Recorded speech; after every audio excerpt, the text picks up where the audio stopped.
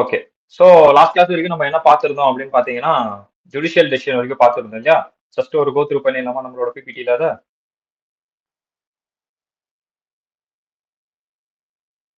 So income tax act 1961 but it's comes இது வந்து income tax act இந்த வருஷத்துல பான் ஆச்சுன்னு நான் சொல்லியிருந்தேன் உங்களுக்கு. But it's comes under finance act படி தான் இது ரன் ஆகுது. ஓகே. இன்கம் டாக்ஸ் ஆக்ட்டுமே ஃபினான்ஸ் ஆக்ட் அண்டர்ல தான் வருது. ஃபைனான்ஸ் ஆக்ட் ஸ்பெல்லிங் தப்பா? Finance act. ஓகே. ஃபினான்சியேஷன்ஸ் ஆக்ட்னு எழுதிட்டேன். ஸோ ஃபினான்ஸ் ஆக்ட் அண்டர்ல தான் வந்து பாத்தீங்கன்னா இன்கம் டாக்ஸ் ஆக்ட் ரன் ஆகுது. 1961ல இது வந்து பான் ஆச்சு அப்படின்னு நேற்று வரைக்கும் பார்த்திருந்தோம். நெக்ஸ்ட் வந்து அதுக்கான இன்ட்ரோடக்ஷன்ஸ் இது கொடுத்திருந்தேன். இது வந்து இன்கம் டாக்ஸ் அப்படிங்கிறது கவர்மெண்ட்டுக்கு ஒரு ரெவென்யூ. பிளஸ் அந்த ரெவென்யூ வந்து எதுக்கெல்லாம் யூட்டிலைஸ் பண்றாங்க அப்படின்னு பாத்தீங்கன்னா சோஷியல் வெல்ஃபேர், நேஷனோட சோஷியல் வெல்ஃபேருக்கு யூஸ் பண்றாங்க. என்ன சோஷியல் வெல்ஃபேர் பார்த்தோம்? ரோட் போடுறது, பிரிட்ஜ் போடுறது, ரயில்வேஸ், சம் அதர் இன்ஃப்ராஸ்ட்ரக்சர்னு பார்த்தோம். அதுக்கப்புறம் டைரக்ட் டாக்ஸ்க்கும் இன்டைரக்ட் டாக்ஸ்க்குமான டிஃபரன்ஷியேட் பார்த்தோம். டைரக்ட் டாக்ஸ்னா என்ன, இன்டைரக்ட் டாக்ஸ்னா என்ன?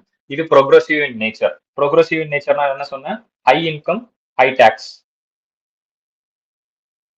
ஓகே. நீங்க ஜாஸ்தியா இன்கம் வாங்குறீங்கன்னா நீங்க ஜாஸ்தியா டாக்ஸ் கட்டணும். That is progressive in nature. Then collect on income of the wealth of tax payer. அந்த டாக்ஸ் பேயரோட வெல்த்தை பொறுத்து உங்களுக்கு இன்கம் டாக்ஸ் வந்து கலெக்ட் பண்ணுவாங்க. நெக்ஸ்ட் இன்டைரக்ட் டாக்ஸ்னா என்னன்னு பார்த்தோம்? Regressive in nature. Regressive in nature அப்படின்னும் போது நீங்க எப்போ பர்ச்சேஸ் பண்றீங்களோ, அதாவது நீங்க எப்போ ஒரு ஆக்டிவிட்டியில இன்வால்வ் ஆகுறீங்களோ அப்போ நீங்க டாக்ஸ் கட்டுற மாதிரி வரும். அதே மாதிரி இந்த இடத்துல it was borne by same person. It was borne by same person. ஒரே பர்சனுக்கு மேலதான் விழும். பட் ஜிஎஸ்டி அப்படி கிடையாது. டிஃப்ரெண்ட் பர்சன்ஸ் மேல விழும். ஓகேவா? எது எப்படி டிஃப்ரெண்ட் பர்சன்ஸ் மேல விழும்னா, ஃபர்ஸ்ட் மேனுஃபேக்சரர் இருப்பாரு. அவர்கிட்ட இருந்து அது ஹோல்சேலர் கிட்ட வரும். ஹோல்சேலர் கிட்ட இருந்து அது ரீட்டைலர் கிட்ட போகும். அவர்கிட்ட இருந்து அது யார்கிட்ட போகும்னா கஸ்டமர் கிட்ட வரும். So customer is a consumer. Okay. So அப்போ ஜிஎஸ்டி அப்படிங்கறது யார்கிட்ட இருந்து கலெக்ட் பண்ணுவாங்கன்னா அல்டிமேட்டா இவங்க கிட்ட இருந்தா கலெக்ட் ஆகும். ஓகே. நல்லா ஞாபகம் வச்சுக்கோங்க. GST is borne by or ultimately borne by consumer, not a customer also consumer. Okay. Consumer customer ரெண்டும் ஒன்று தான். பட் அதுக்கு சில டிஃபரன்ஷியல் மீனிங் இருக்கும். அது எப்படி அப்படின்னு பாத்தீங்கன்னா கஸ்டமருக்கும் கன்சியூமருக்கும் என்ன டிஃபரன்ஸ் அப்படின்னா, எங்க அப்பா இருக்காரு, எனக்கு ஒரு பென் பை பண்ணிட்டு வராருன்னு வச்சுப்போம். My dot is a customer to the store. எங்க அப்பா கஸ்டமர் ஆயிட்டாரு. அந்த பெண்ணை கொண்டு வந்து என்கிட்ட கொடுக்குறாரு அப்படின்னா, ஜனா கிட்ட கொடுக்குறாரு அப்படின்னா இஸ் அ கன்சியூமர். நான் அந்த பெண்ணை கன்சியூம் பண்றேன், நான் அந்த பெண்ணை யூஸ் பண்றேன்னா நான் கன்சியூமரா மாறிடுவேன். அண்டர்ஸ்டாண்ட் ஆகுதா? இதுதான் கஸ்டமருக்கும் கன்சியூமருக்குமான டிஃபரன்ஸ். ஸோ ஜிஎஸ்டி பொறுத்த வரைக்கும் அல்டிமேட்டா bound by consumer. Sometimes customers வரும், பட் கன்சியூமர் தான். யார் அதை கன்சியூம் பண்றாங்களோ அவங்க கிட்ட தான் பாண்ட் பண்ணுவாங்க. அப்போ என்ன நடக்கும் அப்படின்னா, இந்த இடத்துல மேனுஃபேக்சரர் இங்க ஒரு சேல் பண்ணும்போது ஒரு ஜிஎஸ்டி இங்க கட்டிடுவாரு. ஹோல்சேலர் இங்க சேல் பண்ணும்போது இவர் ஒரு ப்ராஃபிட் வைப்பார் இல்லையா? ஃபார் எக்ஸாம்பிள் 100 ரூபாய் பொருள், 18 ரூபாய் ஜிஎஸ்டி. அந்த 18 ரூபாய் இங்க கட்டிடுவாரு. ஆச்சா? இப்போ ஹோல்சேலர் கிட்ட 118 ரூபாவா போகும். ஹோல்சேலர் இதுல ஒரு ப்ராஃபிட் வைப்பாரு, 100 ரூபான்னு வைப்பாரு. 218 ரூபாவா மாறும். இந்த 100 ரூபாய்க்கு ஒரு 18 ரூபாய் கட்டணும் இல்லையா? அத ஹோல்சேலர் கட்டிடுவாரு. ஓகேவா? 218 ரூபா மாறிடுச்சு பொருளோட விலை. அகைன் அது ரீட்டைலர் கிட்ட வருது. அவர் ஒரு 100 ரூபாய் எக்ஸ்ட்ரா வைக்கிறாரு, 318 ரூபா. இப்போ இந்த 100 ரூபாய்க்கு ஒரு 18 ரூபா கட்டணும் இல்லையா? இந்த 18 ரூபாவை ரீட்டைலர் கட்டிடுவாரு. கட்டிட்டாருன்னா இங்க விற்கும் போது 318 ரூபான்னு விற்பாரு. யாருக்கு? கஸ்டமருக்கு. 318 ரூபாய். இப்போ இந்த 318 ரூபாவும் யார்கிட்ட போகும்னா ரீட்டைலர் கிட்ட தான் போகும். ஏன் மொத்தமா ஜிஎஸ்டியோட சேர்த்து சொல்றேன். 318 ரூபாய் ஜிஎஸ்டியோட சேர்த்து சொல்லிக்கிட்டு இருக்கேன். ஓகேவா? அப்ப ஜிஎஸ்டியோட சேர்த்து ரீட்டைலர் கிட்ட போச்சுன்னா அப்போ பேலன்ஸ் ஜிஎஸ்டி எல்லாம் யார் கட்டுறது? மொத்தம் இங்க ஒரு 18 ரூபாய் போயிடுச்சு, இங்க ஒரு 18 ரூபாய் போயிடுச்சு, இங்க ஒரு 18 ரூபாய் போயிடுச்சு. அப்ப 18 ரூபாயும் கவர்மெண்ட் கிட்ட போயிடுச்சு. ஆனா அந்த 18 ரூபாய் கட்டினது யாரு? இவனுக்கு 3 பேரு. அது யார்கிட்ட இருந்து கடைசியா மொத்தமா சேர்த்து கலெக்ட் பண்றாங்க? 318 ரூபா கஸ்டமர் கிட்ட இருந்து கலெக்ட் பண்ணிக்கிறாங்க. ஓகேவா? நான் இந்த கான்செப்ட் வந்து உள்ள போகும்போது நான் இன்னும் தெளிவா சொல்றேன். ஐடிசி கான்செப்ட் இதெல்லாம் நான் வந்து ஜிஎஸ்டி படிக்கும்போது சொல்றேன். But GST ultimately borne by consumer. ஓகேவா? அதை மட்டும் ஞாபகம் வச்சுக்கோங்க. இப்போதைக்கு ஜிஎஸ்டிக்கான ஒரு டெபினிஷன், அதாவது ஒரே பர்சன் மேல விழுகாது, அது வந்து ஒரு 4% கிட்ட தாண்டி போகும் அப்படின்றதுக்காக தான் நான் இதை சொல்லிட்டு இருக்கேன். ஓகேவா? Done. Direct tax, indirect tax, அது ரெக்ரெசிவ் நேச்சருக்காக அதை நான் சொன்னேன். நெக்ஸ்ட், இந்த டாக்ஸ் எல்லாம் எப்படி யூட்டிலைசேஷன் பண்றாங்க? அவ்வளவுதான். அந்த டாபிக்ல இருந்து வெளியே வந்துருங்கடா. ஜிஎஸ்டி டாபிக்ல இருந்து வெளியே வந்துருங்க. எனக்கு தெரியும் நான் இப்ப சொன்னது வந்து ஜஸ்ட் ஒரு கிளாரிட்டிக்காக தான். சேம் பர்சன் மேல விழுகாது, 4 பர்சன் அதுல இன்வால்வ் ஆவாங்கன்னு சொல்றது தான். அது அப்படியே மறந்துருங்க. நம்ம ஜிஎஸ்டி படிக்கும்போது ஞாபகம் வச்சுப்போம். இப்போ டக்குன்னு இது உள்ள வாங்க. ஓகேவா?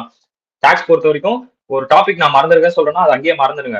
நானே சொல்றேன். அது அங்கேயே மறந்துருங்க. அதுக்கப்புறம் நான் திரும்ப வருவாங்க. அப்போ உங்களுக்கு அது அண்டர்ஸ்டாண்ட் ஆகும். ஓகேவா? இப்போ அதை மறந்துருங்க. இப்போ இங்க வாங்க. யூட்டிலைசேஷன் டாக்ஸ் வாங்க. ஓகே. யூட்டிலைசேஷன் ஆஃப் டாக்ஸ் அப்படின்னும் போது இந்த டாக்ஸை எது எதுக்கெல்லாம் யூட்டிலைஸ் பண்றானுங்க? என்கிட்ட இருந்து காசு வாங்குறான், என்கிட்ட இருந்து காசு வாங்குறான், என்கிட்ட இருந்து காசு வாங்குறான். எங்க தாண்டா போகுது அந்த காசு? யார்கிட்டடா போகுது? என்னடா பண்றீங்க அந்த காசை வச்சு? அப்படின்னு ஒரு கொஸ்டின் மார்க் வரும் இல்லையா?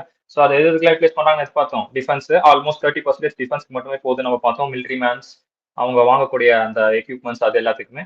அதுக்கப்புறம் சில இன்ஃப்ராஸ்ட்ரக்சர் யூஸ் பண்றாங்கன்னு பார்த்தோம். சில சோஷியல் வெல்ஃபேர் ஆக்டிவிட்டிஸ்க்கு கொடுக்குறாங்க அப்படின்னு பார்த்திருந்தோம். ஓகேவா? சோ இந்த கோயம்புத்தூர்லயே பாத்தீங்கன்னா கூட சாந்தி சர்வீஸ் நினைக்கிறேன், ட்ரிபிள் சம்திங், அது எல்லாமே கூட வந்து பாத்தீங்கன்னா இந்த சோஷியல் வெல்ஃபேர் சர்வீஸ் கண்டர்ல அவங்க ரன் பண்ணிட்டு இருப்பாங்க. அது எல்லாமே அதுக்கு கவர்மெண்ட் கிட்ட இருந்து சில சப்சிடி மாதிரி வாங்குவாங்க. இது எல்லாத்துக்குமே வந்து பாத்தீங்கன்னா நம்ம கட்டுற டாக்ஸ் வந்து யூஸ் ஆகுது. ஓகே. அடுத்து இது ஒரு ரீசைக்கிள் அப்படின்னு பார்த்தோம். என்ன ரீசைக்கிள் அப்படின்னா நம்ம கிட்ட இருந்து காசை வாங்கி நம்ம கிட்டே திருப்பி தர்றது. இதுக்கு நான் வந்து தமிழ்நாடு கவர்மெண்ட் ஒரு எக்ஸாம்பிளா சொல்லியிருந்தேன். நிறைய பீப்பிள் கிட்ட இருந்து மணியை வாங்கி பீப்பிள் கிட்டே கொடுக்குறாங்க அப்படின்னு ஒரு ரீசைக்கிள் பார்த்தோம். அப்புறம் கான்ஸ்டியூஷன்ஸ் பார்த்தோம். 22 பார்ட்ஸ், 444 ஆர்டிகல்ஸ் இருக்கு, 12 ஷெடியூல்ஸ் இருக்கு. இதுதான் மாத்திருந்தோம் இல்லையா? 14 ஷெடியூல்ஸ் உங்க புக்ல. ஸோ 14 ஷெடியூல்ஸ் இருக்கு. இதெல்லாம் ஞாபகம் வச்சுக்கணும் கேட்டா வேண்டாம். பட் ஆர்டிகல்ஸ் ஞாபகம் வச்சுக்கணும்னு நான் சொல்லியிருந்தேன். 2-3 ஆர்டிகல்ஸ் நேற்று பார்த்தோம். என்னென்ன ஆர்டிகல் பார்த்தோம்? அத்தாரிட்டியை தவிர வேற யாரும் வந்து அத்தாரிட்டியை தவிர வேற யாரும் nobody can collect tax. Nobody can collect which means யார் யாரெல்லாம் ஆத்தரைஸ் போகுதுன்னா அவங்க மட்டும் தான் டாக்ஸ் கலெக்ட் பண்ணணும். இப்போ நான் இருக்கேன், நான் வந்து டாக்ஸ் வாங்குறேன், இன்கம் டாக்ஸ் உங்ககிட்ட தான் வாங்குறேன், நான் தான் சென்ட்ரல் கவர்மெண்ட் சொல்ல முடியாது. அப்போ சென்ட்ரல் கவர்மெண்ட் அத்தாரிட்டி யார் யாரோ அவனுக்கு மட்டும் தான் டாக்ஸ் வாங்க முடியும். அது ஒரு பாயிண்ட் பார்த்தோம். அப்புறம் 3 டைப்ஸ் ஆஃப் லிஸ்ட் பார்த்தோமா? Union list, state, concurrent. So இந்த மாதிரி ஒரு 3 லிஸ்ட் பார்த்தோம். ஓகே. அடுத்த அட்மினிஸ்ட்ரேஷன்ல பார்த்தோம் சிபிஐசி, சிபிடிடி. ஓகே. இவனுக்கு 2 பேர் தான் அட்மினிஸ்ட்ரேஷன் பார்த்தோம். அப்புறம் லாக்கான சோர்சஸ் பார்த்தோம். மொத்தம் ஒரு 5 பாயிண்ட். நான் ஃபைன் போட்டுக்கோங்கடான்னு சொன்னேன். எதுக்கு இந்த ஃபைன் நம்ம போடுறோம்? புக்ல வந்து ஃபைன் ரவுண்ட் பண்ணிருப்பீங்க. இந்த ஃபைன் போட்டா உங்களுக்கு இது ஞாபகம் வந்துடும் நான் சொல்லியிருந்தேன் இல்லையா? So income tax act 1961 amendment up to டேட்ல இருக்கிறது. அப்புறம் annual amendments, income tax rules. Rules அப்படின்னும் போது ஃபார் ஸ்பெசிஃபைட் ஸ்டேட்ஸ், பீகார் தான் எக்ஸாம்பிள் மோஸ்ட்லி நான் சொல்லுவேன். சம்டைம்ஸ் பீகார் இப்போ வந்து ரொம்ப இந்தியாலே பின்தங்கி இருக்க ஸ்டேட்ஸ்ல பீகாரும் ஒண்ணும் இல்லையா? சோ அப்படி இருக்கும் போது அந்த ஊர்ல வந்து ஜாஸ்தியா இன்கம் டாக்ஸ் வாங்கலாமா அப்படின்னு கேட்டா அந்த ஊருக்கு செப்பரேட்டா சில ரூல்ஸ் போடுவாங்க. அந்த ரூல்ஸ் அங்க மட்டும் தான் அப்ளிகபிள் ஆகும். பட் ஆக்ட் அப்படிங்கிறது அப்ளிகபிள் டு ஹோல் இந்தியா. ஓகேவா? அடுத்து 4th பாயிண்ட் சர்க்குலர் கிளாரிபிகேஷன்ஸ். இது வந்து நான் கோவிட் டைம் சொல்லியிருந்தேன். கோவிட் சுச்சுவேஷன்ல அவங்க ஒரு சர்க்குலர் கொடுப்பாங்க. நீங்க இவ்வளவு டாக்ஸ் கட்டினா போதும். ஏன்னா ஆல்ரெடி யார்கிட்டயும் இன்கம் இருக்காது. அதனால கோவிட் டைம்ல சில சர்க்குலர் கொடுப்பாங்க. அதுக்கும் ஒரு எக்ஸாம்பிள் கொடுத்துங்க. ஸ்கூல்ல சர்க்குலர் வர்றது ஒரு குறிப்பிட்ட டைம் பீரியட் வரைக்கும் தான் அது அப்ளிகபிள் அப்படின்னு பார்த்தோம் இல்லையா? அடுத்து ஜுடிஷியல் டெசிஷன். ஜுடிஷியல் டெசிஷன் போது சுப்ரீம் கோர்ட்டு, ஹை கோர்ட்டு, ஐடிஐடி இவனுங்கெல்லாம் உள்ள வந்து டெசிஷன் எடுப்பாங்க. நான் பார்த்தேன். அதுக்கு ஒரு லாயரோட ஒரு கேஸ் ஸ்டடி பார்த்தோம். என் ஹார்ட் சர்ஜரி ஆகுது, அது வந்து பிசினஸ் தான், அதுக்கு நான் வந்து கேபிட்டல் எக்ஸ்பென்ஸ், அது டெப்ரிசியேஷன் கூட கிளைம் பண்ணுவேன், ஹார்ட் சர்ஜரிக்கு டெப்ரிசியேஷன் கிளைம் பண்ணுவான்னு சொல்லிட்டு ஒருத்தர் கேஸ் போட்டாரு. கடைசியில சுப்ரீம் கோர்ட் தான் வந்து பாத்தீங்கன்னா அதெல்லாம் பண்ணக்கூடாதுன்னு சொல்லிட்டு நீங்க ஃபுல் அமௌண்ட் கட்டி தான் ஆகணும், அந்த இன்கம்க்கு அதை எக்ஸ்பென்ஸா கன்சிடர் பண்ண மாட்டோம், that is not comes under the business definition. Okay. ஓகேப்பா. சோ இது வரைக்கும் லாஸ்ட் கிளாஸ் விச் மீன்ஸ் நேத்து வரைக்கும் இதெல்லாம் தான் பார்த்திருந்தோம். ஆல்மோஸ்ட் நேத்து யார் யாரெல்லாம் வந்திருந்தீங்களோ அவங்களுக்கு இது புரிஞ்சிருக்கும். ஏன்னா நான் ரொம்ப வேகமா சொன்னேன். யார் யாரெல்லாம் நேத்து வந்துடும் குயிக் கிளான்ஸ்க்காக இது வேகமா சொன்னேன். ஓகேவா? தென் சோ இப்போ அடுத்து வந்து பாத்தீங்கன்னா basic basic principal for charging income tax. என்ன basic principal? Basic principal. So one of the basic principal இருக்கு. சார் இப்போ நான் இன்னைக்கே 10 ரூபாய் சம்பாதிக்கிறேன், 10 ரூபாய் நான் சம்பாதிக்கிறேன், இன்னைக்கு நான் சம்பாதிக்கிறேன், இதுக்கு நான் இன்னைக்கே டாக்ஸ் கட்டணுமா? 30% ஃபார் எக்ஸாம்பிள் டாக்ஸ்னு வச்சுப்போம். இதுக்கு நான் 3 ரூபாய் வந்து 3 ரூபாய் வந்து நான் இன்னைக்கே டாக்ஸ் கட்டணுமா அப்படின்னு கேட்டா இல்ல. உடனே டாக்ஸ் கட்ட மாட்டாங்க. என்ன பேசிக் பிரின்சிபல் அப்படின்னா, சார் நான் 2020, 21ல ஏர்ன் பண்றேன் அப்படின்னா, என்னோட ஏர்னிங்ஸ் அங்க இருக்கு அப்படின்னா, நான் 2021, 22ல டாக்ஸ் கட்டினா போதும். என்னோட 2020, 21 ஏர்னிங்ஸ்க்கு நான் 2021, 22க்கு டாக்ஸ் கட்டினா போதும். Which means 1/4/2020 to 31st March 2021 இந்த வருஷத்துல நான் சம்பாதிக்கிறேன் அப்படின்னா 1/4/2021 to 31/3/2022 இந்த வருஷத்துல நான் டாக்ஸ் கட்டினா போதும்பா. Taxable year. ஓகேவா? சோ இதுதான் பேசிக் பிரின்சிபல் அப்படின்னு சொல்லுவாங்க. ஆனா இது ஒரு சில கேசஸ்ல எக்ஸம்ஷனும் இருக்கும். அது நம்ம பின்னாடி புக்கு உள்ள போக போக நான் பாக்குறேன் பார்ப்போம். ஓகேவா? மேஜரா வந்து கேபிட்டல் கெயின்ஸ்ல அது இம்ப்ளிமெண்ட் ஆகும். அதுக்கப்புறம் பிஜிபிபில சம்டைம்ஸ் இம்ப்ளிமெண்ட் ஆகும். அது என்னென்ன கேஸ் நான் சொல்றேன். ஆனா இதுதான் கான்செப்ட். சோ அப்போ இயர்னிங் இயரை நம்ம என்னன்னு சொல்லுவோம் அப்படின்னு பாத்தீங்கன்னா ப்ரீவியஸ் இயர் அப்படின்னு சொல்லுவோம். இயர்னிங் இயரை வந்து ப்ரீவியஸ் இயர் பிஒய்ன்னு நான் யூஸ் பண்ணுவேன் ஜாஸ்தியா. ஓகேவா? இதுக்கு எழுதிக்கங்க ப்ரீவியஸ் இயர். அசஸ்மெண்ட் இயர் வந்து டாக்ஸபிள் இயர் தான் வந்து நான் இங்க அசஸ்மெண்ட் இயர்னு சொல்றேன். Assessment year. Okay, which means இந்த இடத்துல இயர்னிங் நான் போட்டிருக்கேன் இல்லையா, இயர்னிங்ஸ். இந்த இயர்னிங்ஸ் அப்படிங்கிறது ப்ரீவியஸ் இயர். டாக்ஸபிள் இயர் அப்படிங்கிறது அசஸ்மெண்ட் இயர்.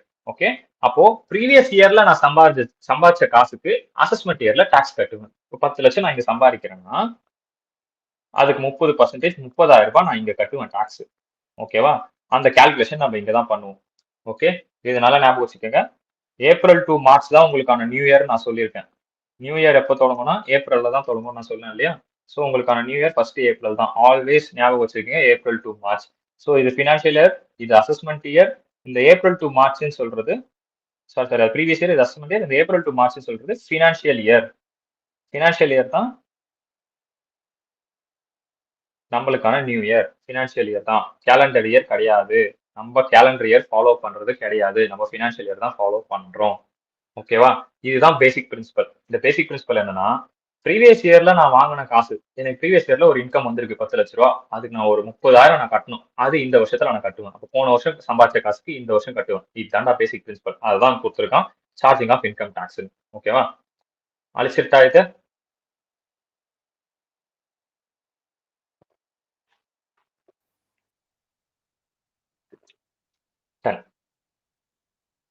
அழிக்க முடியாது, வெளியே போயிட்டு தான் உள்ள வரணும். So the income must be incurred on previous year and taxable amount will be paid on assessment year. Analysis the income will be short term or long term TDS deductions requirement, which means அந்த income நம்ம analysis பண்ணோம். Short derma long derma அது capital gain வரும்போது நான் சொல்றேன் ஃபர்தரா. ஏன்னா 5 years of இன்கம்ல நம்ம அனாலிசிஸ் பண்ணோம் இல்லையா, அந்த அனாலிசிஸ்லாம் இருக்கு. பட் இப்போ வரைக்கும் நீங்க என்ன தெரிஞ்சுக்கணும் அப்படின்னா ப்ரீவியஸ் இயர்னா என்ன, அசஸ்மெண்ட் இயர்னா என்ன, ஃபினான்ஷியல் இயர்னா என்ன, இதை மட்டும் நீங்க தெரிஞ்சுக்கினா போதும் இதுல இருந்து. Okay, income year previous year and income tax on assessment year. 2021-22ல நான் ப்ரீவியஸ் இயரா இருக்கு அப்படின்னா எனக்கான அசஸ்மெண்ட் இயர் என்னவா இருக்குன்னா 2022-23. ஓகே, எல்லா எக்ஸாம்பிளும் அதுலயே இருக்கு. பிளஸ் இப்போ வந்து அசசினா யாரு?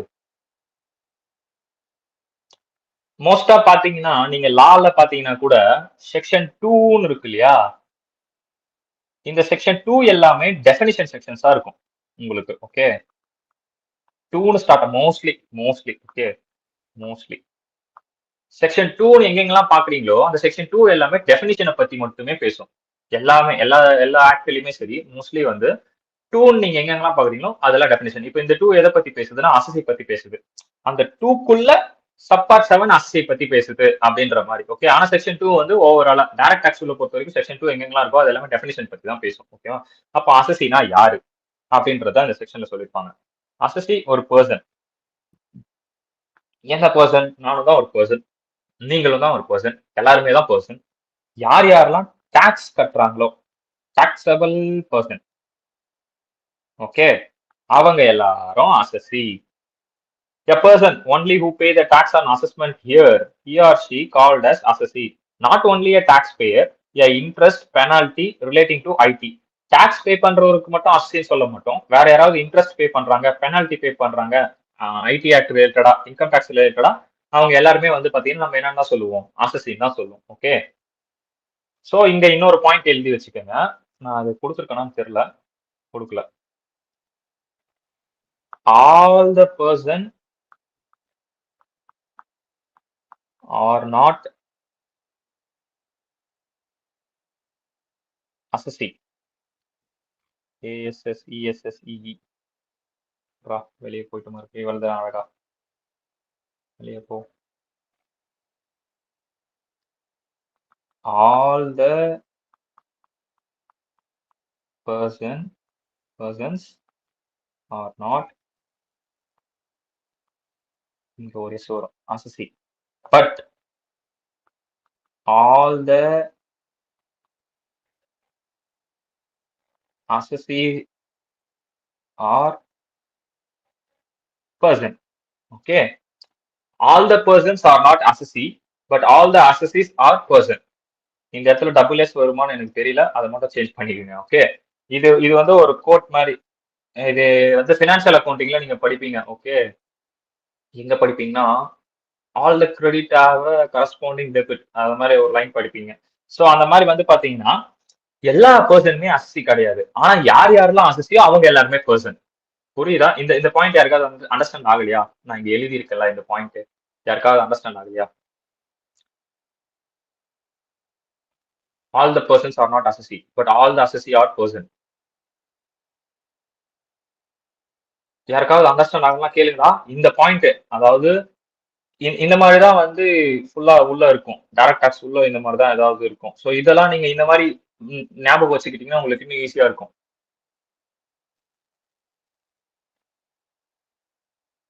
புரியுதா?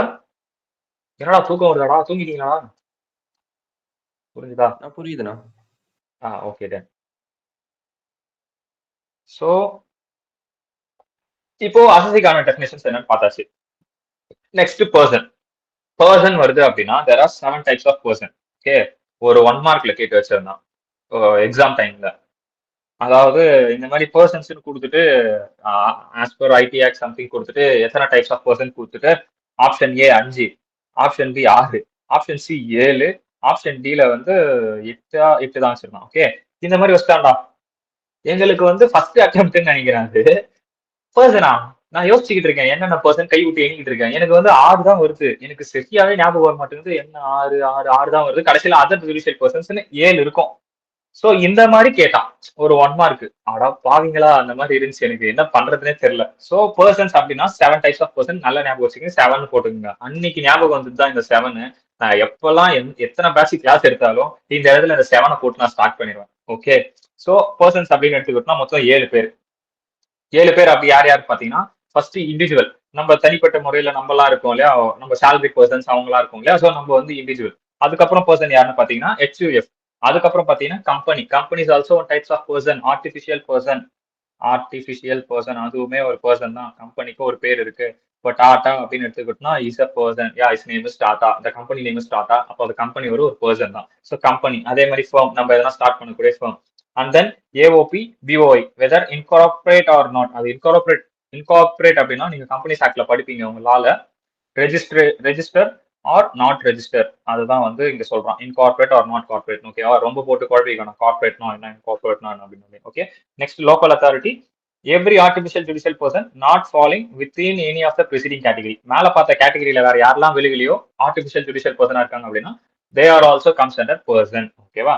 இந்த இடத்துல ஏஓபியும் பிஓஐயும் இது என்னன்னு உங்களுக்கு வந்து மீனிங் தெரிஞ்சவங்க ஓகே, பட் மோஸ்ட்லி சில பேர் தெரியாது இல்லையா. ஏஓபி அப்படிங்கிறது association of persons. Association of persons. Persons நல்லா பாத்துக்க. பர்சன்ஸ் யார் யாரெல்லாம் பர்சன்ஸ்? இந்த 7 பேர் தான் பர்சன்ஸ். இந்த 7 பேருமே இதுல யாரா இருக்கலாம்? மெம்பரா இருக்கலாம். அப்போ என்னப்பா இங்க கம்பெனி கூட, கம்பெனி டாடா கூட என்னவா இருக்கலாம்? ஏஓபில மெம்பரா இருக்கலாம். புரியுதா? மெம்பர்னா ஏஓபி அப்படிங்கிறது ஒரு பார்ட்னர்ஷிப் மாதிரி தான், but it's not exactly partnership. என்னோட அழிக்க முடியல, சரி கீழே எழுதுறேன். Not exactly partnership but partnership மாதிரி தான். ஏஓபி அப்படிங்கிறது என்னன்னா எப்படி சொல்லலாம், ஒரு சொசைட்டின்னு சொல்லுவாங்க. காலனி அப்படி இருக்குன்னா ஒரு 10 வீடு 15 வீடு ஒரு ஒரு ஏரியால ஒன்னா இருக்கும். அந்த 10 வீடு 15 வீடும் ஒரு ஒரு அசோசியேஷன் வச்சிருப்பாங்க அவங்களுக்குன்ட்டு ஒரு ஹெட் மாதிரி. ஓகே, எங்களுக்கு வந்து இந்த பிரச்சனை இருக்கு, காவா அடப்பு எடுக்கணும். இங்க இந்த நியா நானா ப்ரோக்ராம் பார்த்திருந்தீங்கன்னா அதுல ஒரு ப்ரோக்ராம்ல வந்து மீன் விற்கிறதுக்கு வருவாங்க. அந்த மீன் விற்கிறதுக்கு வரவங்க எல்லாம் கூட ஸ்மெல்லு பிடிக்கலன்னு சொல்லிட்டு ஒரு அம்மா கம்ப்ளைண்ட் பண்ணும் போயிட்டு அந்த அசோசியேஷன்ல. அதாவது ஒரு பக்கம் அந்த அசோசியேஷன் மெம்பர்ஸ் உட்கார வச்சிருவாங்க, இன்னொரு பக்கம் அந்த காலனில வசிக்கக்கூடிய அந்த மக்களை வச்சிருவாங்க. அங்க ஒரு அக்கா வந்து நான் மீன் வாங்குறேன், அது ஏன் விருப்பம், அது அசோசியேஷன்ல வாங்கக்கூடாதுன்னு சொல்றாங்க. பாத்திருக்கீங்களா யாராவது இந்த அபார்ட்மெண்ட்ல? நீயா நானா ப்ரோக்ராம்ல இது ஒரு டாபிக்கா கொண்டு போனாங்க. ஸோ இந்த மாதிரிலாம் சில விஷயங்கள் இருக்கும். ஸோ அப்ப அங்க ஏஓபி அப்படிங்கிறது அந்த மெம்பர்ஸ் தான். அவங்க எல்லாம் தான் அங்க உட்காந்து இருந்தவங்க தான். ஸோ அப்ப அந்த ஏஓபில வெறும் அந்த மெம்பர்ஸ் மட்டும் இருக்கலாமான்னு கேட்டா இல்ல. கம்பெனி கூட அதுல போய் மெம்பர் ஆக முடியும். ஒரு கம்பெனி கூட போயிட்டு அந்த ஏஓபில மெம்பர் ஆக முடியும். ஓகேவா? பர்சன்ஸ். இந்த இடத்துல பாடி ஆஃப் இண்டிவிஜுவல்ஸ்னு இருக்கு இல்லையா? இண்டிவிஜுவல்ஸ் நல்லா நோட் பண்ணிக்க. இண்டிவிஜுவல்ஸ். அப்ப அதுல யார் மட்டும் தான் மெம்பர் ஆக முடியும்? இவன் முதல்ல இருக்கான் பாரு.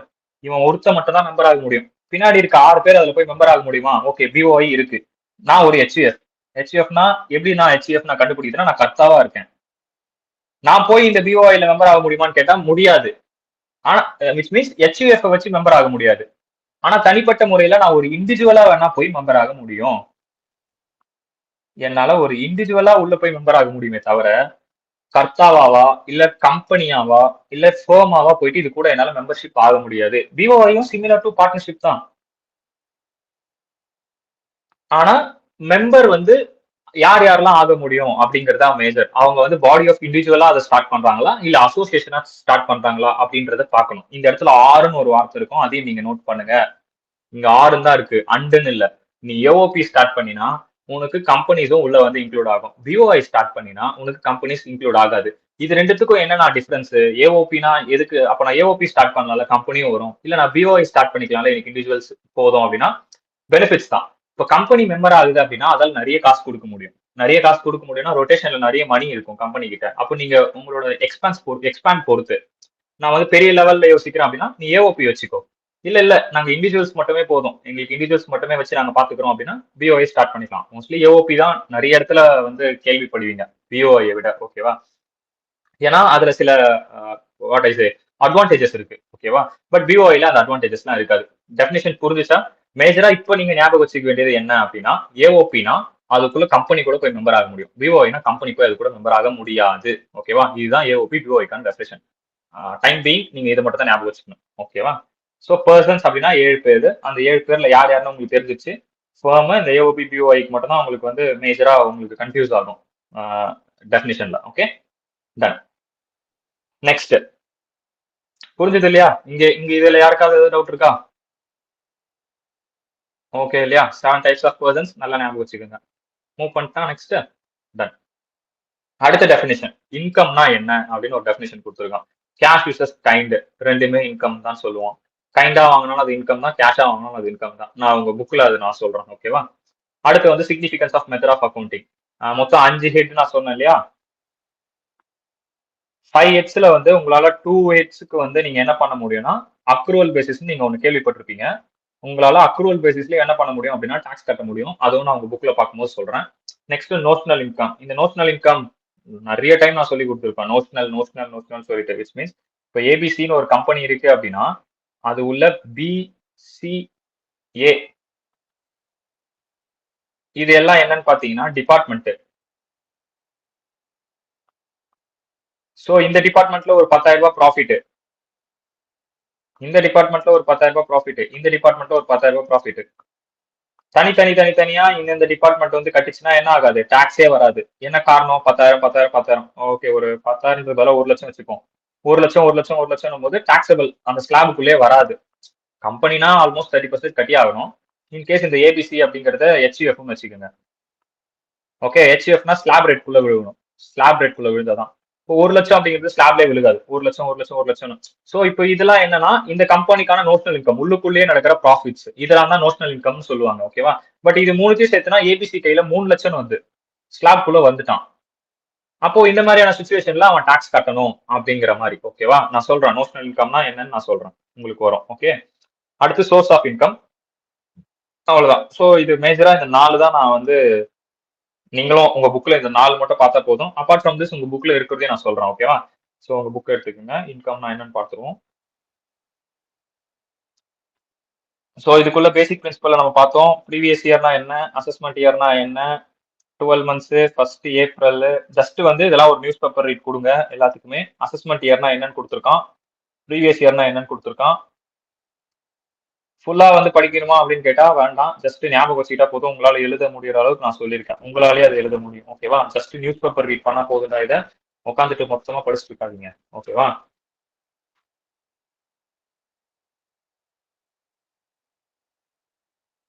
ஓகே. ஃபினான்ஷியல் இயர்னா என்னன்னு சொன்னேன் இல்லையா? ஸோ, இப்போ இந்த ஃபினான்ஷியல் இயர்க்கு வச்சு உங்களுக்கு ஒரு எக்ஸாம்பிள் இருக்கும். இது போன பேட்ச்ல வந்து டவுட் கேட்டிருந்தாங்க. இங்க இருக்கு பாருங்க. ஒரு எக்ஸாம்பிள் குடுத்துட்டு, ஃபினான்ஷியல் இயர் வந்து 2023, 24 ஓகேவா?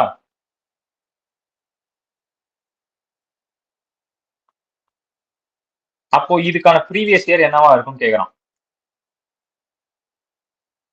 இதுக்கான ப்ரீவியஸ் இயர் என்னவா இருக்கும்? 2022, 23 கரெக்ட்டா? இதுதானே? அதுதான் இந்த இடத்துல குடுத்திருப்பான். Assessment year for the previous year 2022, 23ன்னு குடுத்திருப்பான். போன பேட்ச்ல வந்து இத கன்ஃபியூஸ் பண்றாங்க. நான் உங்களுக்கு புரிய வைக்கிறேன் ட்ரை பண்ணேன். பட் அவங்களுக்கு அது புரிஞ்சுக்க முடியல. ஒரு 1 ஹவர் பக்கம் வந்து அத யோசிச்சு ஒரு 1/2 அன் ஹவர் பக்கம் எடுத்துக்கிச்சு அவங்களுக்கு. அத யோசிச்சதுக்கு அப்புறமா ஓகே ஐ வில் அண்டர்ஸ்டாண்ட். அதுக்கப்புறம் தான் அவங்க ஒரு அண்டர்ஸ்டாண்டுக்கே வந்துட்டாங்க. ஃபினான்ஷியல் அப்படிங்கிறது காமன். ஃபினான்ஷியல் இயர் அப்படிங்கிறது common which means April to March மட்டும்தான். இதுதான் ஃபினான்ஷியல் இயர் நான் சொன்னேன். அது வந்து எந்த இயர்க்கா வேணா இருக்கலாம். அதெல்லாம் எக்ஸ் எக்ஸ் தானே. விச் மீன்ஸ் நம்ம 2020 to 23 இருக்கலாம், 24, 25 இருக்கலாம். ஆனா ஃபினான்ஷியல் இயர் அப்படிங்கிறது ஏப்ரல் டு மார்ச். அப்போ ஃபினான்ஷியல் இயர் காமன் அப்படின்னா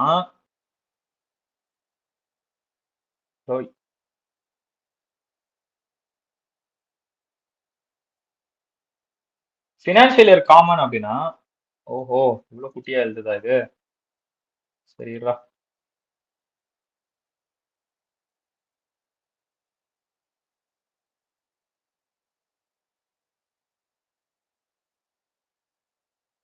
financial year common which means financial year assessment இயராகவும் இருக்கலாம், ப்ரீவியஸ் இயராகவும் இருக்கலாம்.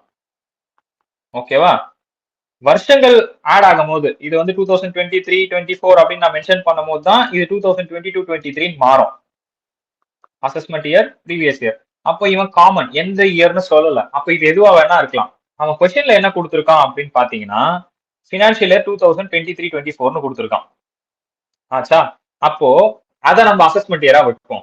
அந்த ஃபினான்ஷியல் இயர் ஃபர்ஸ்ட் பாயிண்ட்ல அசஸ்மெண்ட் இயரா வச்சிருக்காங்க. புரியுதா? அந்த ஃபினான்ஷியல் இயரை ஃபர்ஸ்ட் பாயிண்ட்ல அசஸ்மெண்ட் இயரா வச்சிருக்கான் விச் மீன்ஸ்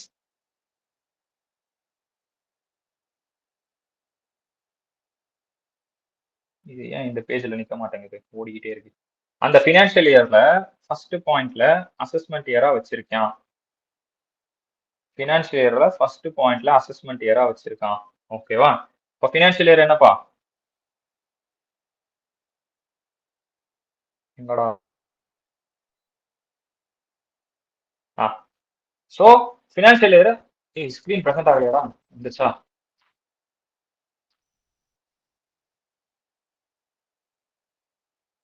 சோ இந்த இடத்துல ஃபினான்ஷியல் இயர் 2023, 24 இருக்கு இல்லையா? 2023, 24 இந்த ஃபினான்ஷியல் இயரை ஃபர்ஸ்ட் பாயிண்ட்ல வந்து அவன் அசஸ்மெண்ட் இயரா வச்சுக்கோ அப்படின்னு பண்ணி வச்சிருக்கான். அப்ப அசஸ்மெண்ட் இயரா வச்சீங்கன்னா அதுக்கான ப்ரீவியஸ் இயர் என்னவா இருக்கும்? 2022, 23. செகண்ட் பாயிண்ட்ல அந்த ஃபினான்ஷியல் இயரை ப்ரீவியஸ் இயரா வச்சுக்கோ அப்படின்னு சொல்லியிருக்கான். அப்ப இது ப்ரீவியஸ் இயர்னா இதுக்கான அசஸ்மெண்ட் இயர் என்னவா இருக்கும்? 2024, 25. புரிஞ்சுதா? இங்க இருக்கிறது புரிஞ்சுதா உங்க புக்ல? இது புரிஞ்சுதா என்ன பண்ணிருக்கான்னு? ஓகே இல்லையா? டன் இல்லையா? சோ ப்ராப்பரா பாத்துக்கங்க. அது மட்டும் கொஞ்சம் கன்ஃபியூஸ் பண்ணும் அது நம்மளே. ஓகேவா? டன்.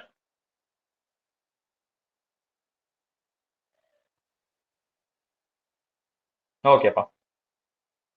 சோ இந்த ஃபினான்ஷியல் இயர் இது ஒன்று முடிஞ்சா இது ஒன்று புரிய வைக்கணும் இருந்தா உங்களுக்கு. இது ஒன்று புரிஞ்சிச்சுன்னா நெக்ஸ்ட் நம்ம மூவ் ஆகலாம். ஓகே. சோ இதுல இப்ப பாத்தீங்கன்னா ஃபர்தரா உங்க புக்ல கீழே வந்து பாத்தீங்கன்னா வேற என்னென்ன இருக்கு அப்படின்னா determination of previous year in case of newly start up business. Sir இப்ப நான் புதுசா ஒரு பிசினஸ் இப்பதான் ஸ்டார்ட் பண்ண போறேன். அதாவது இந்த வருஷம் ஸ்டார்ட் பண்ண போறேன். அப்ப எனக்கு ப்ரீவியஸ் இயர்னே ஒன்று கிடையாது. கரெக்ட் தானே? நீங்க என்ன சொன்னீங்க? ப்ரீவியஸ் இயர்ல நான் ஏர்ன் பண்ணதுக்கு தான் அசஸ்மெண்ட் இயர்ல டாக்ஸபிள் பண்ணோம். இப்போ நான் இந்த வருஷம் வந்து ஆரம்பிக்கிறேன் அப்படின்னா எனக்கு ப்ரீவியஸ் இயரே கிடையாது. அப்ப நான் எப்படி போன வருஷத்துக்கு அப்ப இந்த வருஷத்துக்கு நான் டாக்ஸே கட்ட வேண்டாமா அப்படின்றது ஒரு பாயிண்ட் நம்ம எல்லாருக்கும் ரைஸ் ஆகும். கரெக்டா? அதே மாதிரி அதுக்கான சொல்யூஷன் உங்களுக்கு கிடைக்கும். எப்படி கிடைக்கும்னா அப்ப இந்த வருஷம் நான் சம்பாதிக்கிறேன், அடுத்த வருஷம் நான் கட்டிக்கிறேன் அப்படின்ற மாதிரி நீங்க சில பேர் சொல்வீங்க. ஆனா கவர்மெண்ட் அதுக்கு விடல. என்ன காரணம் அப்படின்னா நீ வருவ ஒரு 6 மாசம் பிசினஸ் பண்ணுவ, 6 மாசத்துக்கு அப்புறம் வெளியே போயிடுவ. ஒரு 8 மாசம் பண்ணுவ, 8 மாசத்துக்கு அப்புறம் வெளியே போயிடுவ. சரி ஒரு 2 மாசம் பண்ணுவ, 2 மாசத்துக்கு அப்புறம் வெளியே போயிடுவ. அந்த மாதிரி நீ பண்ணக்கூடாதுன்றதுனால என்ன சொல்றாங்க அப்படின்னா அந்த மாதிரியான சுச்சுவேஷன்ல வந்து எந்த இயர்ல நீ சம்பாதிக்கிறியோ அந்த இயர்லயே நீ டாக்ஸபிள் பண்ணணும்னு சொல்லியிருக்கான். அப்படி அதாவது என்னன்னா, ஃபார் எக்ஸாம்பிள் இப்ப நான் பிசினஸ் ஸ்டார்ட் பண்றது வந்து பாத்தீங்கன்னா, ஸ்டார்ட் மை பிசினஸ் நான் ஸ்டார்ட் பண்ற டேட் வந்து பாத்தீங்கன்னா ஆகஸ்ட் வச்சுக்கலாமா? 1 ஆகஸ்ட் 2024 இப்படி இருக்கு அப்படின்னா எனக்கான ப்ரீவியஸ் இயர் என்ன அப்படின்னா 31 மார்ச் 2025 இதுதான் எனக்கான ப்ரீவியஸ் இயரே ஆயிடும். விச் மீன்ஸ் என்னோட கரண்ட் இயரே என்னோட ப்ரீவியஸ் இயரா மாறிடும். ஸோ நான் அதுக்கு டாக்ஸபிள் பண்ணிடுவேன். எப்போ டாக்ஸபிள் பண்ணிடுவேன்னா அப்படின்னா 1/4/2025ல டாக்ஸபிள் பண்ணிடுவேன். புரியுதாடா? ஆனா ஆக்சுவலா எனக்கான ப்ரீவியஸ் இயர் எப்போ ஸ்டார்ட் ஆயிருக்கணும் அப்படின்னா 1/4/2024ல தான் வந்திருக்கணும், ஏப்ரல். ஆனா நான் பிசினஸ் ஸ்டார்ட் பண்ணது ஆகஸ்ட்ல தான் ஸ்டார்டே பண்றேன். ஓகே, நியூலி செட்டப் இந்த நியூ செட்டப் ஆகஸ்ட்ல தான் நான் ஸ்டார்டே பண்றேன். ஆகஸ்ட் டு மார்ச்னு சொல்லிட்டானுங்க. ஆகஸ்ட் டு மார்ச் தான் உனக்கான ப்ரீவியஸ் இயர். எப்போ நீ நியூலி ஸ்டார்ட் அப் பண்ற அப்படின்னா ஆகஸ்ட்ல இருந்து மார்ச் தான் உன்னோட ப்ரீவியஸ் இயர். நீ அதுக்கு வந்து இந்த ஏப்ரல்ல டாக்ஸ் கட்டிடு அப்படின்னு சொல்லிடுவானுங்க. ஓகேவா? அந்த சுச்சுவேஷன் தான் இங்க கொடுத்துருக்கான். அததான் இங்க சொல்லியிருக்கான். Beginning with date of setting up of business and ending on 31 March. நீ எப்போ செட் பண்றியோ, நீ செப்டம்பர்ல ஆரம்பிச்சுக்கோ, அக்டோபர்ல ஆரம்பிச்சுக்கோ, அட ஜனவரியில கூட ஆரம்பிச்சுக்கேன், ஜனவரி 2025 கூட ஆரம்பிச்சுக்கேன். ஆனா உன்னோட இயர் எண்டிங் எப்போ? ஜனவரினா மார்ச் 2025 அந்த 3 மாசத்துக்கு நீ டாக்ஸ் கட்டணும். April month for newly starter. ஓகேவா? Source of income newly coming. Bro bro இப்போ அந்த ஆகஸ்ட்ல ஆரம்பிச்சு அக்டோபர்லயே மூடிட்டானே அப்ப என்ன ப்ரோ பண்ணுவாங்க? அப்போயுமே வந்து உங்களுக்கு இயர் எண்டிங் 31 இந்த 2025ல நீங்க கட்டணும். Okay okay okay bro. அதாவது நீங்க இப்போ ஆகஸ்ட்ல ஆரம்பிச்சு அக்டோபர்ல க்ளோஸ் பண்ணிட்டீங்க அப்படின்னா அது ப்ரீவியஸ் இயர்னு சொல்லிட்டு நீங்க நெக்ஸ்ட் இயர் வரைக்கும் அதை இழுத்துட்டு போக கூடாது. அதாவது அடுத்த 2025-26 தான் எனக்கான அசஸ்மெண்ட் இயர் நீங்க சொல்லக்கூடாது. அதுக்காக எப்படி பார்த்தாலும் இயர் எண்ட் இந்த இயர் எண்ட்ல பண்ணிடணும். ஆனா நியாயப்படி பார்த்தோம்னா இது அசஸ்மெண்ட் இயரா வைப்போம். நியாயமா பார்த்தா இது அசஸ்மெண்ட் இயரா வச்சோம்னா இதுக்கான ப்ரீவியஸ் அதாவது சாரி இது ப்ரீவியஸ் இயரா வச்சோம் அப்படின்னா இதுக்கான அசஸ்மெண்ட் இயர் என்னன்னு பாத்தீங்கன்னா 2025-26 தான். ஆனா அவன் என்ன சொல்றான்னா அந்த பாயிண்ட்ல நீ 2025ல டாக்ஸ் கட்டுங்கிறான். அவ்வளவுதான், மத்தபடி வேற எதுவும் இல்ல. ஓகேவா? சோ அதுதான் இந்த இடத்துல சொல்லியிருக்கான். அதுக்கப்புறம் வந்து பாத்தீங்கன்னா source of income newly coming into existence which means என்னடா பார்த்தா beginning with rate which means source of income come same points மேல கொடுத்தது தான். பட் ஆனா இது கொஞ்சம் டிஃபரன்ஸா இருக்கு. விச் மீன்ஸ் அங்க பிசினஸ் ஸ்டார்ட் பண்றத பத்தி சொல்லியிருக்கான். இந்த இடத்துல நியூலி இன்கம் இந்த சோர்ஸ் ஆஃப் இன்கம் நியூலி என்னடா அது நேற்று தான் பார்த்தேன்.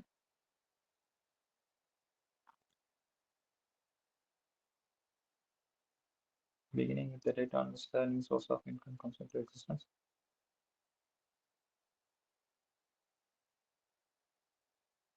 ஓகே, அதாவது இது வரைக்கும் உங்க சோர்ஸ்ல இல்லாத ஒரு இன்கம். ஃபார் எக்ஸாம்பிள்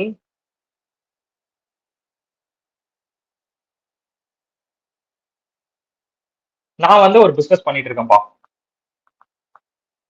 நார்மலா ஒரு பென் பிசினஸ் பண்றேன் அப்படின்னா எனக்கு செல்லிங் இந்த ஆக்டிவிட்டில வந்து நான் சேல்ஸ் பண்றேன் அப்படின்னா எனக்கு இதுல இருந்து தான் வந்து நார்மலா இன்கம் வந்து ஜென்ரேட் ஆகும். இன்கேஸ் இந்த பிசினஸ்ல சடனா வந்து நியூ இன்கம் சம்பந்தமே இல்லாம ஒரு நியூ இன்கம் வந்து வருது. ஆல்ரெடி நான் பிசினஸ் ரன் பண்ணிட்டு இருக்கேன். என்ன பிசினஸ்னா பென் பிசினஸ். ஆல்ரெடி என்னோட பிசினஸ் எக்ஸிஸ்டிங்ல தான் இருக்கு. எக்ஸிஸ்டிங் பிசினஸ் தான் எந்த ஓகே ஆல்ரெடி என்னோட பிசினஸ் ரன் ஆயிட்டு தான் இருக்கு அப்படின்னும் போது சடனா என்னோட இந்த பிசினஸுக்கு புதுசா ஒரு இன்கம் வருது உள்ள வருது அப்படின்னா இந்த நியூ இன்கம் இருக்கு இல்லையா, இந்த நியூ இன்கமுக்கு at the same financial year அந்த சேம் ஃபினான்ஷியல் இயர்லயே நான் டாக்ஸ் பண்ணணும், taxable. So here I mean this financial year common word இல்லையா, ப்ரீவியஸ் இயருக்கும் அசஸ்மெண்ட் இருக்கும். அப்ப நான் இங்க எதுல எதை மீன் பண்றேன்னா ப்ரீவியஸ் இயர் தான் மீன் பண்றேன். ஓகேவா? ஃபினான்ஷியல் இயர்லயே டாக்ஸபிள் ஆகும். விச் மீன்ஸ் என்னோட ஆக்டிவிட்டி பென் வந்து வச்சு மேனுஃபேக்சரிங் பண்ணி அதை சேல் பண்றது தான் என்னோட மேஜர் இன்கம். அப்போ எனக்கு பிசினஸ் எக்ஸிஸ்டிங்ல இருக்கு. திடீர்னு அது உள்ள 2019ல வந்து பாத்தீங்கன்னா இது 2017 என்னோட பிசினஸ் ரன் ஆயிட்டு இருக்கு. சடனா 2019ல ஒரு புது இன்கம் வருது என் பிசினஸ்க்கு அப்படின்னா சம்பந்தமே இல்ல, அது ஒரு புது சோர்ஸ். அது எங்கிருந்தோ ஏதோ ஒரு சோர்ஸ் அவங்க அப்படிதான் மென்ஷன் பண்ணிருக்கான். சம் சோர்ஸ் ஏதோ வேணா இருக்கலாம். நீங்க பிளாக் மணியை ஒயிட் மணியா மாத்துற அந்த கேஸா இருக்கலாம். இல்ல ஃபார் எக்ஸாம்பிள் சீரியஸா ட்ரஸ்டபிளாவே உங்களுக்கு நார்மலாவே அந்த இன்கம் வர வேண்டி இருந்திருக்கலாம். இல்ல உங்களோட ப்ரீவியஸ் பிசினஸ் பழைய பிசினஸ்ல இருந்து பேட் டெப்ஸ் இருந்தது அப்போ இப்போ கலெக்ட் ஆயிருக்கலாம். ஸோ இந்த மாதிரி டிஃப்ரெண்ட் டைப்ஸ் ஆஃப் எக்ஸாம்பிள் நம்ம சொல்லிட்டே போகலாம். பட் ஆனா என்னன்னா ஆல்ரெடி இருக்கிற பிசினஸ்க்கு புதுசா ஏதோ ஒரு சோர்ஸ்ல இன்கம் வருது. அந்த சோர்ஸை தாண்டி அப்படின்னா அப்போ அதுக்கு சேம் ஃபினான்ஷியல் இயர் டாக்ஸபிள் பண்ணணும். ஓகேவா? அதுதான் இந்த பாயிண்ட்ல சொல்லியிருக்கான். Source of income newly coming into existence. ஆச்சா? நெக்ஸ்ட் above explanation இது ஜஸ்ட் ஒரு கோ த்ரூ பண்ணிக்கங்க. வேற என்ன இருக்கு? Subsequent cannot exceed period of 12 months. So அந்த 12 months தாண்டலனாலும் அது ப்ரீவியஸ் இயர்னு சொல்லுவோம். அந்த பாயிண்ட்ல சொல்லியிருக்கோம். எக்ஸிஸ்டிங் ரெகுலர் இன்கம் இது நம்ம பார்த்தோம். Various source of income for existing income. Okay, for new income இங்க கொடுத்துருவாங்க பாருங்க. ஃபார் எக்ஸிஸ்டிங் இன்கமுக்கு ஃபர்ஸ்ட் ஏப்ரல் இருந்து ப்ரீவியஸ் இயர் அது ப்ராப்பர் தான். ஆனா நியூ இன்கமுக்கு என்னவா அந்த நியூ சோர்ஸ் எப்போ இருந்து வச்சோ அப்போதுல இருந்து அப்படின்னு கொடுத்துருக்கோம். however liable to tax on aggregate income. எப்படி பார்த்தாலும் வந்து என்னது அக்ரிகேட் மொத்தமா டோட்டல் அக்ரிகேட் இன்கம்க்கு தான் அவன் என்ன பண்ணுவான் டாக்ஸபிள் கட்டுவான். ஓகேவா? இது வரைக்கும் அண்டர்ஸ்டாண்ட் ஆச்சா? நெக்ஸ்ட் மூவ் பண்ணலாமா? அசசினா என்னன்னு பார்த்தோம், பர்சன்ஸ்னா என்னன்னு பார்த்தோம். 7 டைப்ஸ் ஆஃப் பர்சன்ஸ் இருக்காங்க. இது ஒண்ணு பாத்துக்குங்கடா. Exemption to general rule that income of previous is taxed in its assessment year, which means இந்த ஒரு பாயிண்ட் வந்து கொஞ்சம் இம்பார்ட்டன்ட். என்னன்னா இவ்வளவு நேரம் நம்ம பார்த்தது சில விஷயங்கள் நான் வந்து ப்ரீவியஸ் இயர் டாக்ஸபிள் ஆகும்னு பார்த்தேன். இன்னும் சில விஷயங்கள் என்னன்னா ப்ரீவியஸ் இயர்ல இன்கம் வந்திருக்கு அப்படின்னா அதுக்கு சேம் ப்ரீவியஸ் இயர்ல அகைன் நீங்க டாக்ஸபிள் பண்ணுவீங்க. இன்னும் சில கேசஸ் இருக்கு, அததான் அங்க சொல்லியிருக்கான். அது ஒரு எக்ஸாம்ஷனா கொடுத்துருக்கான். அது என்னன்னா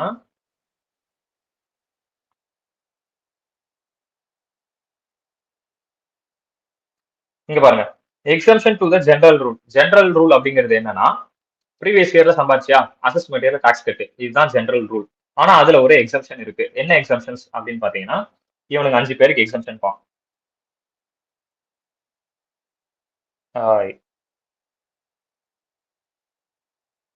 These 5 guys are exempted. Who's this 5 bad guys? பாப்போமா? Income of non resident assessee from shipping business. ஐயா அவர் வந்து அந்த அசசி வந்து ரெசிடென்ட்டே கிடையாது. அவர் actually non resident. Non resident lessons for example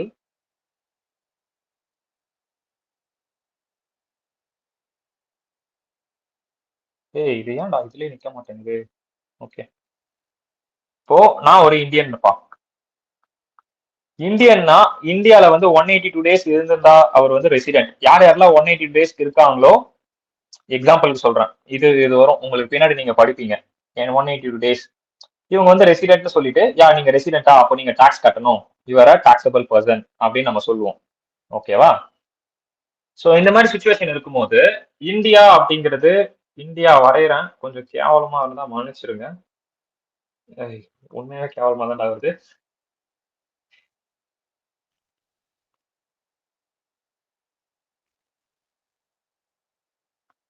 இப்படிதான் இருக்குமா? அப்புறம் இப்படி வருமா?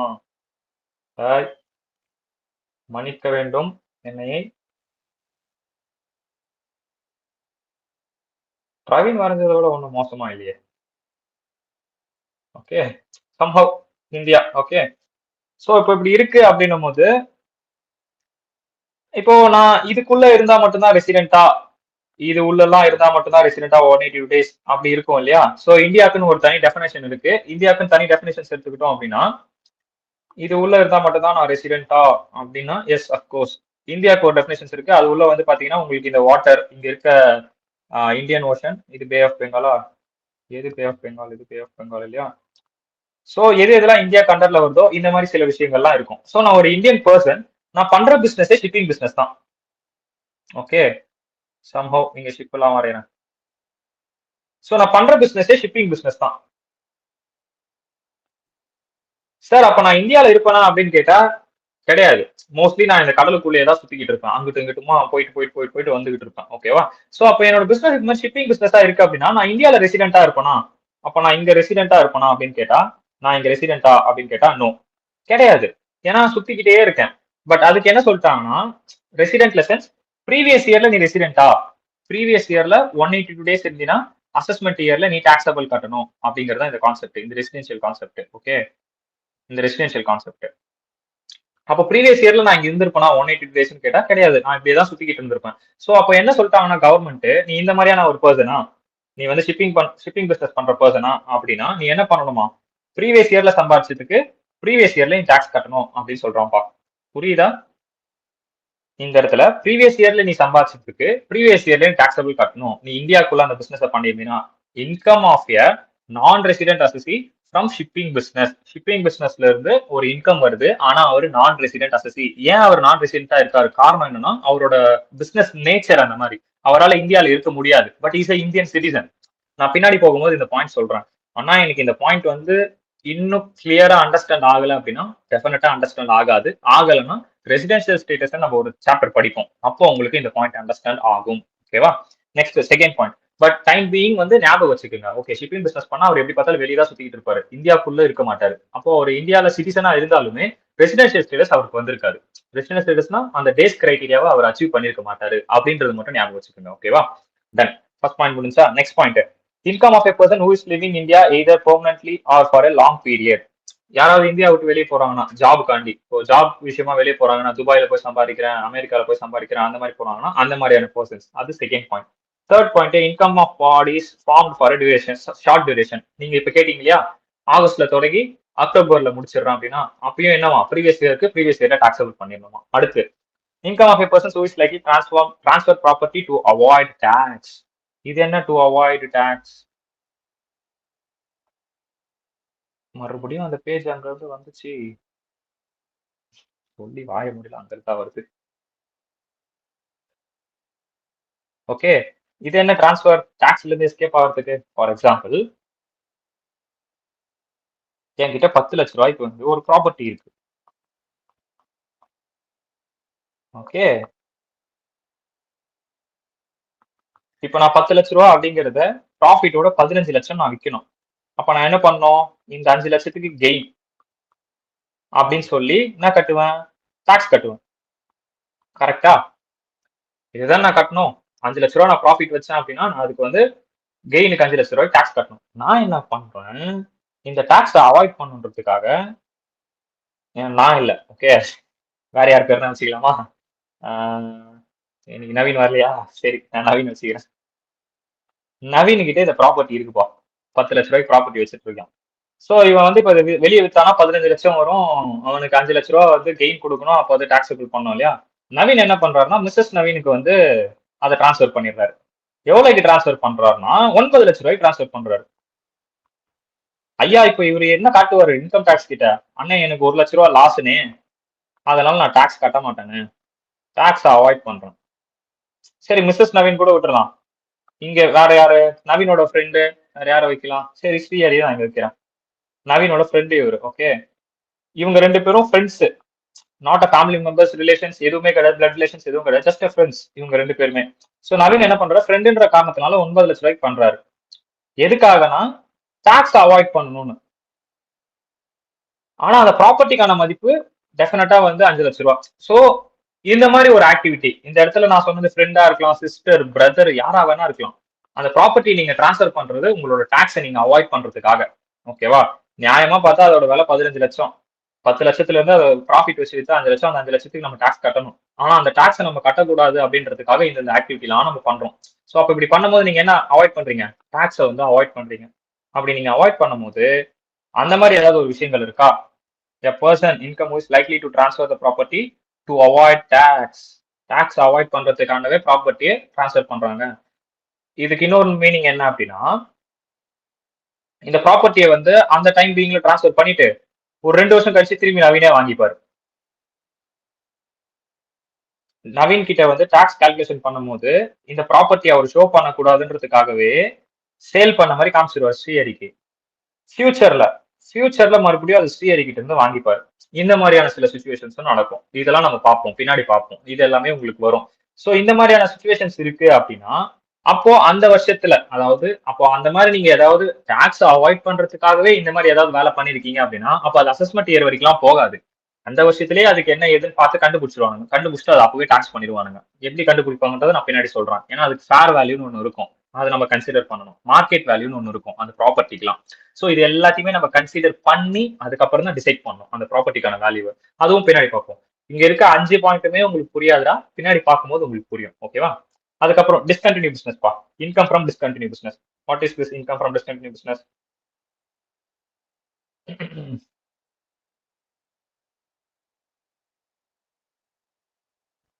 Discontinue business. சார் நான் வந்து 2024 சாரி 23 24 இந்த வருஷத்துல ஒரு பிசினஸ் பண்ணிட்டு இருந்தேன். எனக்கு வந்து பேட் டெட்ஸ் வந்து பாத்தீங்கன்னா அப்போ வந்து ஒரு 1,00,000 இருந்துச்சு. நான் இந்த வருஷத்துல இதை க்ளோஸ் பண்ணிட்டேன். 2026ல இந்த பேட் டெட்ஸ் டெப்டார் இருக்கான் இல்லையா, டெப்டார் வந்து சார் சார் சாரி சார், நான் உங்களுக்கு வந்து 1,00,000 கொடுக்க மறந்துட்டேன். அப்போ உங்க பிசினஸ் மூடிட்டதா கேள்விப்பட்டேன், நாங்க சார் அந்த 1,00,000 இப்போ வச்சுக்கணும் அப்படின்னு எடுத்து வந்து கொடுத்துட்டான். எப்ப எடுத்து வந்து கொடுத்துட்டான்? 2026ல கொடுக்குறோம். அப்போ 2026ல எனக்கு அது ஒரு இன்கம். கவர்மெண்ட் என்ன சொல்றான்னா, இதை ப்ரீவியஸ் இயரா வைக்காத, விச் மீன்ஸ் 2026 27 அப்படி ப்ரீவியஸ் இயரா வச்சு 27 28ல அந்த 1,00,000க்கான டாக்ஸ் நீ கட்டாத, எனக்கு அப்பவே கட்டு. 2026ல நீ ரிசீவ் பண்ணியா 2026 27ல எனக்கு நீ என்ன கட்டு, டாக்ஸ் கட்டுன்னு சொல்றான். பிசினஸ் இங்கே டிஸ்கண்டினியூ ஆயிடுச்சு. ஓகே, பிசினஸ் இங்கே டிஸ்கண்டினியூ ஆயிடுச்சு.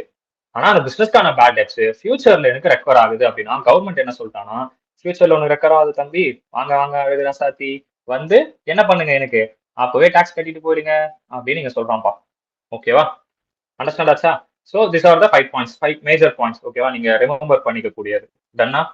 ஸோ அதுக்கப்புறம் அசசிக்கான டெஃபினிஷன் நான் என்னன்னு சொல்லிட்டேன், பர்சன்ஸ்க்கான டெஃபினிஷன் என்னன்னு சொல்லிட்டேன். ஆனா இது ஒண்ணு நான் உள்ள போய் படிக்கணுமானா, இந்த பர்சன்ஸ் அப்படின்னா நியூஸ் பேப்பர் ரீடுங்கண்ணா, ஜஸ்ட் நியூஸ் பேப்பர் ரீட் விடுங்கண்ணா போதும். ஓகேவா, என்னென்ன இண்டிவிஜுவல்னா யாரு அதுக்கான மீனிங் கொடுத்துருப்பான், ஹெச்எஃப்னா யாருன்னு அதுக்கான மீனிங் கொடுத்துருப்பான், கம்பெனினா யாருன்னு அதுக்கான மீனிங் கொடுத்துருப்பான், இந்தியன் கம்பெனினா என்ன, டொமஸ்டிக் கம்பெனினா என்ன, ஃபாரின் கம்பெனினா என்ன, ஃபர்ம்னா என்ன, associate, AOB, POI, local authority, artificial judicial person. பார்த்துட்டு ஒரு நியூஸ் பேப்பர் ரீட் கொடுத்துட்டு இதெல்லாம் படிச்சு இந்த இல்லுஸ்ட்ரேஷன் ஜஸ்ட் ட்ரை பண்ணி பாருங்க. உங்க இல்லுஸ்ட்ரேஷனுக்கான கொஸ்டின் இது, உங்க இல்லுஸ்ட்ரேஷனுக்கான ஆன்சர் இது. டைரக்ட் டாக்ஸ் புக்ல இன்னும் ஒரு பெரிய மைனஸ் பாயிண்ட் என்னன்னா, எது கொஸ்டின் எது ஆன்சர்னே தெரியாது. ஓகே, எல்லாமே ஒரே மாதிரி இருக்கும். ஓகேவா, மோஸ்ட்லி இந்த ரெசிடென்ஷியல் ஸ்டேட்டஸ்ல நம்ம ரொம்ப கன்ஃபியூஸ் ஆகும். எதுடா கொஸ்டின் எதுடா ஆன்சர், அதுக்கு எதுதான்டா ஃபைனல் ஆன்சர் வந்து எதுதான் அப்படின்னு பாக்குறதுக்கே தலை சுத்திரும் டைரக்ட் டாக்ஸ்ல. ஓகேவா, இது கொஸ்டின், இது உங்களுக்கான ஆன்சரு. ஓகேவா, டன்.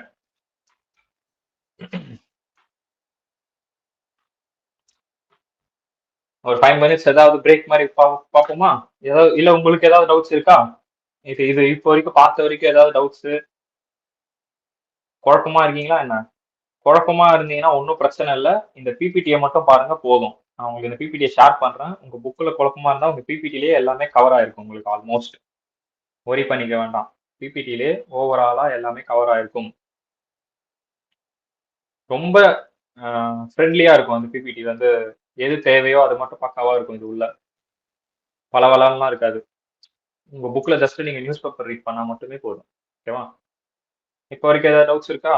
ஏன்னா நான் இது இந்த இன்கம் பத்தி நான் நடத்தினேன்னா அது கொஞ்சம் டைம் எடுத்துக்கும். இந்த cash versus kind, significance of income, அதுக்கு டைம் எடுத்துக்கும். அது முடிஞ்சிச்சுன்னா எக்ஸ் ஆஃப் இன்கம் இருக்கு இல்லையா,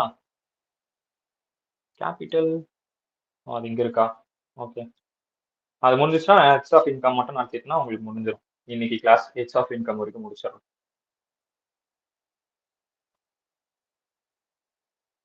ஏதாவது டவுட்ஸ்?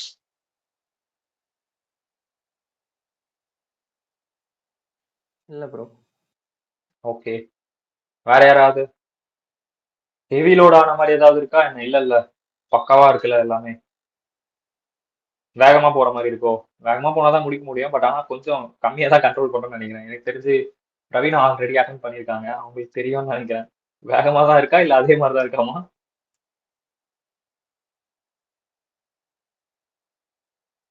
Okay done. ஓகே, பக்கா. Done done. Okay done. ஓகேப்பா. ஸோ அப் டு திஸ் இது வரைக்கும் பார்த்தது எல்லாத்தையும் மறந்துடுங்க. ஓகேவா, இது வரைக்கும் நம்ம என்னென்னலாம் பார்த்தோமோ, காலையில நீங்க உள்ள வந்தீங்க இல்லையா, அப்போத்துல இருந்து நான் என்னென்ன சொன்னோம் எல்லாத்தையும் மறந்துடுங்க. ஓகே, ஃப்ரெஷ்ஷா போவோமா மறுபடியும் உள்ள? மறந்துடுங்கடா. இந்த ஹெச்யூஎஃப், ஏஓபி, பிஓஐ ஆவும் கத்திட்டு இருந்தீங்களேனா அதெல்லாம் மறந்துடுங்க. ஓகே, நான் கத்தினது எல்லாத்தையும் மறந்துடுங்க டோட்டலா. ஓகேவா, மறந்தாச்சா? ரிமெம்பர் ஆகும். எப்போ ரிமெம்பர் ஆகும்னா நீங்க தனியா உட்காந்துக்கும் போது ரிமெம்பர் ஆகும், அப்போ ரிமெம்பர் பண்ணிக்கங்க. இப்போ இப்போ ப்ரெசென்ட்டுக்கு ஓகே மறந்துடுங்க. நீங்க போய் ஜஸ்ட் அதுக்கப்புறம் ரீகால் பண்ணிக்கோங்க. இப்போ உங்க மைண்ட் எதில் இருக்கணும் அப்படின்னா ஓவரால் ஃபுல் அண்ட் ஃபுல் உங்க மைண்ட் எதுல இருக்குன்னா இந்த இன்கம் மேல இருக்கட்டும், இன்கமான டெஃபினேஷன் மேல இருக்கட்டும். ஓகேவா? கிளாஸ்ல நடந்தது இப்போ 1 ஹவருக்கு முன்னாடி நடந்ததை மறக்க சொல்லிட்டு இருக்கேன். ஓகேவா? டன். இப்போ இந்த இன்கம் அப்படிங்கிறது அண்ணா காசா மட்டும்தான் இருக்குமா? கையில வந்து 500 ரூபாய் நோட்டு, காந்தி தாத்தா இருக்கிற நோட்டு, அதுதான் காசா, அதுதான் எனக்கான இன்கமா அப்படின்னு கேட்டா கிடையாது. காசாவும் இருக்கலாம், கைண்டாவும் இருக்கலாம். Income maybe receive cash are kind. Kind அப்படிங்கிறது என்ன அப்படின்னா நீங்க வந்து ஷேர்ஸா வாங்கியிருக்கலாம், இல்லைன்னா வந்து கோல்டா வாங்கியிருக்கலாம், silver, gold, platinum etcetera etcetera, இல்லைன்னா ப்ராப்பர்ட்டியா வாங்கியிருக்கலாம். இது வந்து இப்படி சொல்றதை விட ஜுவல்லரிஸ், ஜுவல்ஸ் அப்படி சொல்லிக்கலாம் இல்லையா? ஜுவல்லரியா இருக்கலாம், ப்ராப்பர்ட்டிஸா இருக்கலாம், வேற என்னப்பா கைண்டா கொடுக்கலாம், கிஃப்ட்ஸா இருக்கலாம், watches etcetera etcetera, fridge, TV, washing machine etcetera etcetera, some of the apparels, dresses, எதுவா வேணா இருக்கலாம். ஹோம் ஆக்சசரிஸ் எதுவா வேணா இருக்கலாம், கம்ப்யூட்டருக்கு வாங்கி கொடுக்கலாம், வாட் எவர் இட் இஸ், கைண்டா கூட இருக்கலாம். ஸோ அப்போ இன்கம் டெஃபினேஷன்ல வந்து கேஷும் சேரும், கைண்டும் சேரும். ஆச்சா? Significance of method of account அப்படின்னு எடுத்துக்கிட்டோம்னா நான் 5 ஹெட்ஸ் ஆஃப் இன்கம் சொன்னதுக்கு அப்புறமா தான் இது உங்களுக்கு புரியும். 5 ஹெட்ஸ் என்னன்னு நான் சொல்றேன். மெத்தட் ஆஃப் அக்கௌண்டிங்ல எதெல்லாம் இர்ரெலவென்ட் அப்படின்னா சேலரி, கேபிட்டல் கெயின், வேற என்ன, இன்கம் ஃப்ரம் ஹவுஸ் ப்ராப்பர்ட்டி. இது 3 ஹெட்டுக்குமே அக்ரூவல் பேசிஸ்ல நம்மளால பண்ண முடியுமான்னு கேட்டா பண்ண முடியாது. ஏன் ஏன் பண்ண முடியாது? இப்போ கேபிட்டல் கெயின் இருக்குன்னு வச்சுப்போம், அந்த ஹெட் வச்சுப்போம். இப்போ என்கிட்ட ஒரு ப்ராப்பர்ட்டி இருக்கு, 10 லட்ச ரூபா அந்த ப்ராப்பர்ட்டி. இதை நான் வித்தா எனக்கு 15 லட்சம் வரும்னு என்னால சொல்ல முடியும். ஆனா வருமா? டவுட் தான். ஏன்னா அந்த இடத்துல மார்க்கெட் பிரைஸ் ஒன்று இருக்கும், ஃபேர் வேல்யூ ஒன்று இருக்கும், அந்த இடத்துல கவர்மெண்ட் ஒரு ரேட் ஃபிக்ஸ் பண்ணிருப்போம், இந்த மாதிரி வெரைட்டியா இருக்கும். அப்போ அதனால வந்து எனக்கு 5 லட்சம் வரும் அப்படின்னு சொல்லிட்டு நான் 5 லட்சத்தை வந்து எக்ஸாக்டா கொண்டு போய் கேபிட்டல் கெயின்ல டாக்ஸபிள் பண்ண முடியாது. எனக்கு 5 லட்சம் தான் வரும் அப்படின்னு சொல்லி கேபிட்டல் கெயின்ல டாக்ஸபிள் பண்ண முடியாது. மைட் பி இன்க்ரீஸ், அது இன்க்ரீஸும் ஆகலாம், டிக்ரீஸும் ஆகலாம். ஓகேவா? சோ அதனால வந்து அப்ரூவல் பேசிஸ்ல நம்மளால பண்ண முடியுமான்னு கேட்டா அக்கௌண்டிங் மெத்தட் இர்ரெலவென்ட் அங்க கேபிட்டல் கெயினுக்கும். அதே மாதிரி சேலரிக்குமே. சேலரி வந்து பாத்தீங்கன்னா நான் அடுத்த மாசம் வேலைக்கு போயிடுவேன் கண்டிப்பா, நீ போகாம கூட இருந்துருவ. நீ அடுத்த மாசம் வேலைக்கு போகன்றதுக்காக நான் நம்ப முடியுமா உங்களை? சடனா உங்களுக்கு போக முடியாத சுச்சுவேஷன் கூட வரலாம். அதனால சேலரிக்கும் வராது. அதே மாதிரி இன்கம் ஃப்ரம் ஹவுஸ் ப்ராப்பர்ட்டி, நீங்க ரெண்டுக்கு விடலாம், விடாமலே இருக்கலாம்.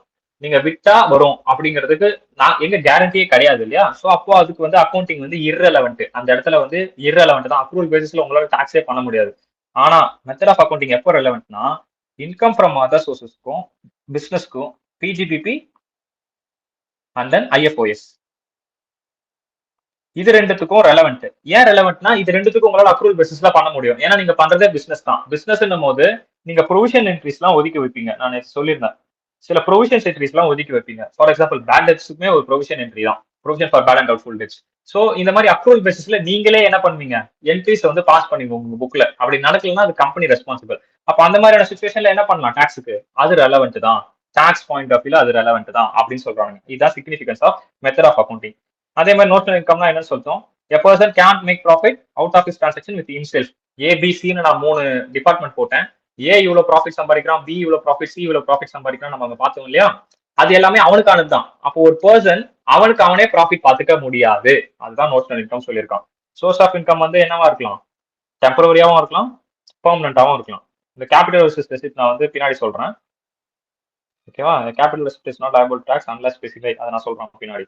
லாஸ், நெகட்டிவ் இன்கமும் ஒரு இன்கம் பா. Income includes negative income. அது என்ன நெகட்டிவ் இன்கம் அப்படின்னா, ஃபார் எக்ஸாம்பிள் லாஸ் இருந்துச்சுன்னா கேரி ஃபார்வர்ட் பண்ண முடியும். நான் நேற்று கிளாஸ்ல சொன்னேன், கேரி ஃபார்வர்ட் பண்ணலாம் லாஸ். லாஸ் அப்படிங்கிறது மைனஸ் 1 லட்சம் வரும். ஆமா எனக்கு இவ்வளவு லாஸ் ஆயிருக்கு, எப்போ வரான் பாரு உள்ள. சோ எனக்கு வந்து லாஸ் ஆயிருக்கு, அப்கோர்ஸ் நெகட்டிவ் இன்கம். இந்த நெகட்டிவ் இன்கம் நான் கொண்டு போயிட்டு தான் கேரி ஃபார்வர்ட் பண்ண போறேன் அப்படின்னா பண்ண முடியும். So income includes, income also includes negative income. ஏன்னா நான் அதை கேரி ஃபார்வர்ட் பண்ணணும். இன்கம்னா வெறும் பிளஸ்ல மட்டுமே போகும்னு நினைக்க வேண்டாம். ஓகேவா? அடுத்து வந்து பாத்தீங்கன்னா டிஸ்பியூட் இன்கம், அதாவது அதுல எதனா பிரச்சனை இருக்கு, அந்த டைட்டில் எதனா பிரச்சனை இருக்கு. Income cannot be withheld such income normally be tax in the hands of recipient. இதெல்லாம் நான் பின்னாடி சொல்றேன், நீங்க படிப்பீங்க. டாக்ஸ் டிபார்ட்மெண்ட் பொறுத்த வரைக்கும் என்ன தெரியுமா, இப்போ இந்த ஹவுஸ் ப்ராப்பர்ட்டில அண்ணன் தம்பி தகராறுலாம் வருதுன்னு வச்சுப்போம், பங்காளி சண்டைன்னு சொல்லுவாங்க, சொத்து பிரச்சனை அப்படிலாம் சொல்லுவாங்க இல்லையா? நீ என்னன்னா பிரச்சனை பண்ணிக்கப்பா, டாக்ஸ் கவர்மெண்ட் வந்து அந்த பஞ்சாயத்துல நடுவில் நின்னுச்சு அப்படின்னா டாக்ஸ் அத்தாரிட்டி, நீ அச்சுக்கோ, வெட்டிக்கோ, குத்திக்கோ, ஆனா எனக்கு வேற வேண்டிய கமிஷனை கொடுத்துரு அப்படின்ற மாதிரி நீங்க அடிச்சுக்கங்க புடிச்சுக்கங்க. ஆனா அந்த டாக்ஸ் அந்த ப்ராப்பர்ட்டிக்கான டாக்ஸை எங்களுக்கு கரெக்டா கட்டிடுங்க. கவர்மெண்ட் இதுதான் பண்ணும். அங்க டிஸ்பியூட் இருக்கு அந்த இன்கம்ல, இதை யார் பிரிச்சுக்கிறது அப்படின்ற அந்த இன்கம்ல டிஸ்பியூட் இருந்தாலும் அந்த டிஸ்பியூட் இன்கமுக்கான டாக்ஸபிள் நீ எனக்கு கட்டிடு. இப்போ ஒரு 10 லட்சம் சண்டை போட்டுட்டு இருக்கானுன்னு வச்சுப்போம், 2 பேரும் அடிச்சுக்கிறானுங்க 10 லட்சத்துக்கு. அந்த 10 லட்சத்துக்கு 30,000 மட்டும் நம்மளுக்கு வர வேண்டியிருக்கு. யாருக்கு? டாக்ஸ் டிபார்ட்மெண்ட்டுக்கு. நீ 30,000 கொடுத்து அடிச்சுக்கோ, வெட்டிக்கோ, நீ பொட்டி கடை வச்சுக்கோ, துணி கடை வச்சுக்கோ, எவ்வளவு வேணா வச்சுக்கோ, ஆனா எனக்கு வர வேண்டிய கமிஷனை நீ கொடுத்துரு. இதுக்கெல்லாம் ப்ரொடெக்ஷன் கொடுக்கறது யாரு? அந்த மாதிரி வந்து 30,000 ரூபாய் நீ கொடுத்துடணும். அந்த இன்கம் டிஸ்பியூட் இருந்தா ஒன்றும் பிரச்சனை இல்லை. ஆனா நீ அந்த 30,000 ரூபாய் டாக்ஸ் வந்து டாக்ஸ் அத்தாரிட்டி கொடுத்துதான் ஆகணும். அதுதான் அந்த இடத்துல டிஸ்பியூட் இன்கம். இதை நான் ஹவுஸ் ப்ராப்பர்ட்டி படிக்கும் போது நான் உங்களுக்கு சொல்றேன். செம்மையா இருக்கும் அந்த பாயிண்ட். ஓகேவா? அடுத்து லம்சம். லம்சம் இன்ஸ்டால்மெண்ட் அதெல்லாம் வந்து பாத்தீங்கன்னா ஒன்றும் பிரச்சனை இல்லை. அந்த லம்சம் இது வந்து நான் அங்கேயே சொல்றேன். கேபிட்டல் ரெசிப்ட், ரெவன்யூ ரெசிப்ட் பார்க்கும்போது லம்சம் பத்தி நான் சொல்றேன். ரீஇம்பர்ஸ்மெண்ட் எக்ஸ்பென்ஸ் இது பாத்துக்கோங்க. ரீஇம்பர்ஸ்மெண்ட் எக்ஸ்பென்ஸ்னா என்னன்னா,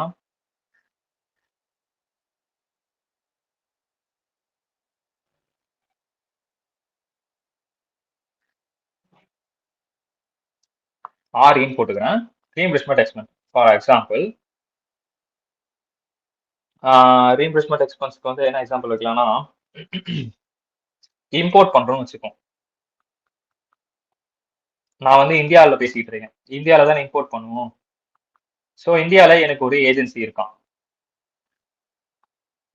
மிஸ்டர் XYZ, மிஸ்டர் வேணாம்,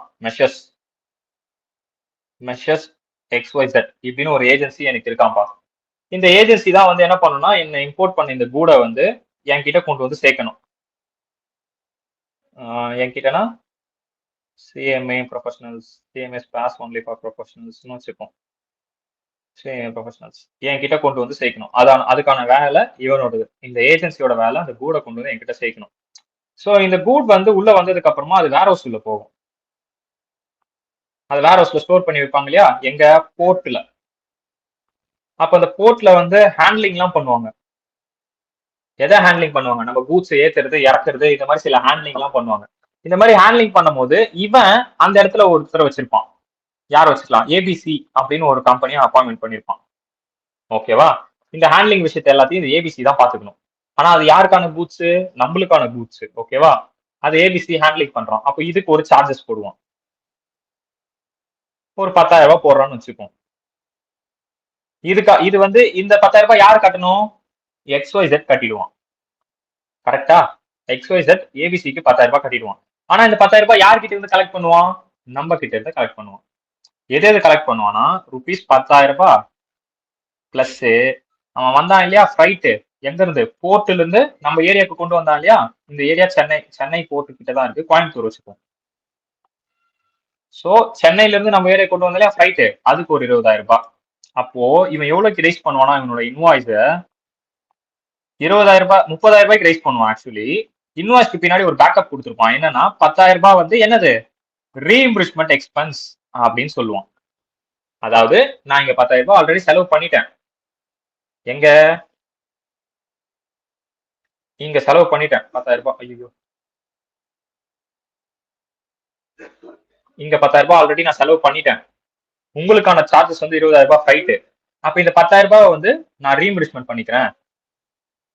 இது என்னோட ரீஇம்பர்ஸ்மெண்ட் எக்ஸ்பென்ஸ் அப்படின்னு சொல்லுவான். நான் ஆல்ரெடி ஏபிசி கட்டிட்டேன், உங்ககிட்ட இருந்து அதை நான் வாங்குறேன் அப்படின்னா இதுக்கு பேர் தான் ரீஇம்பர்ஸ்மெண்ட். புரிஞ்சுதா இந்த பாயிண்ட்? ரீஇம்பர்ஸ்மெண்ட் பாயிண்ட் புரிஞ்சுதா?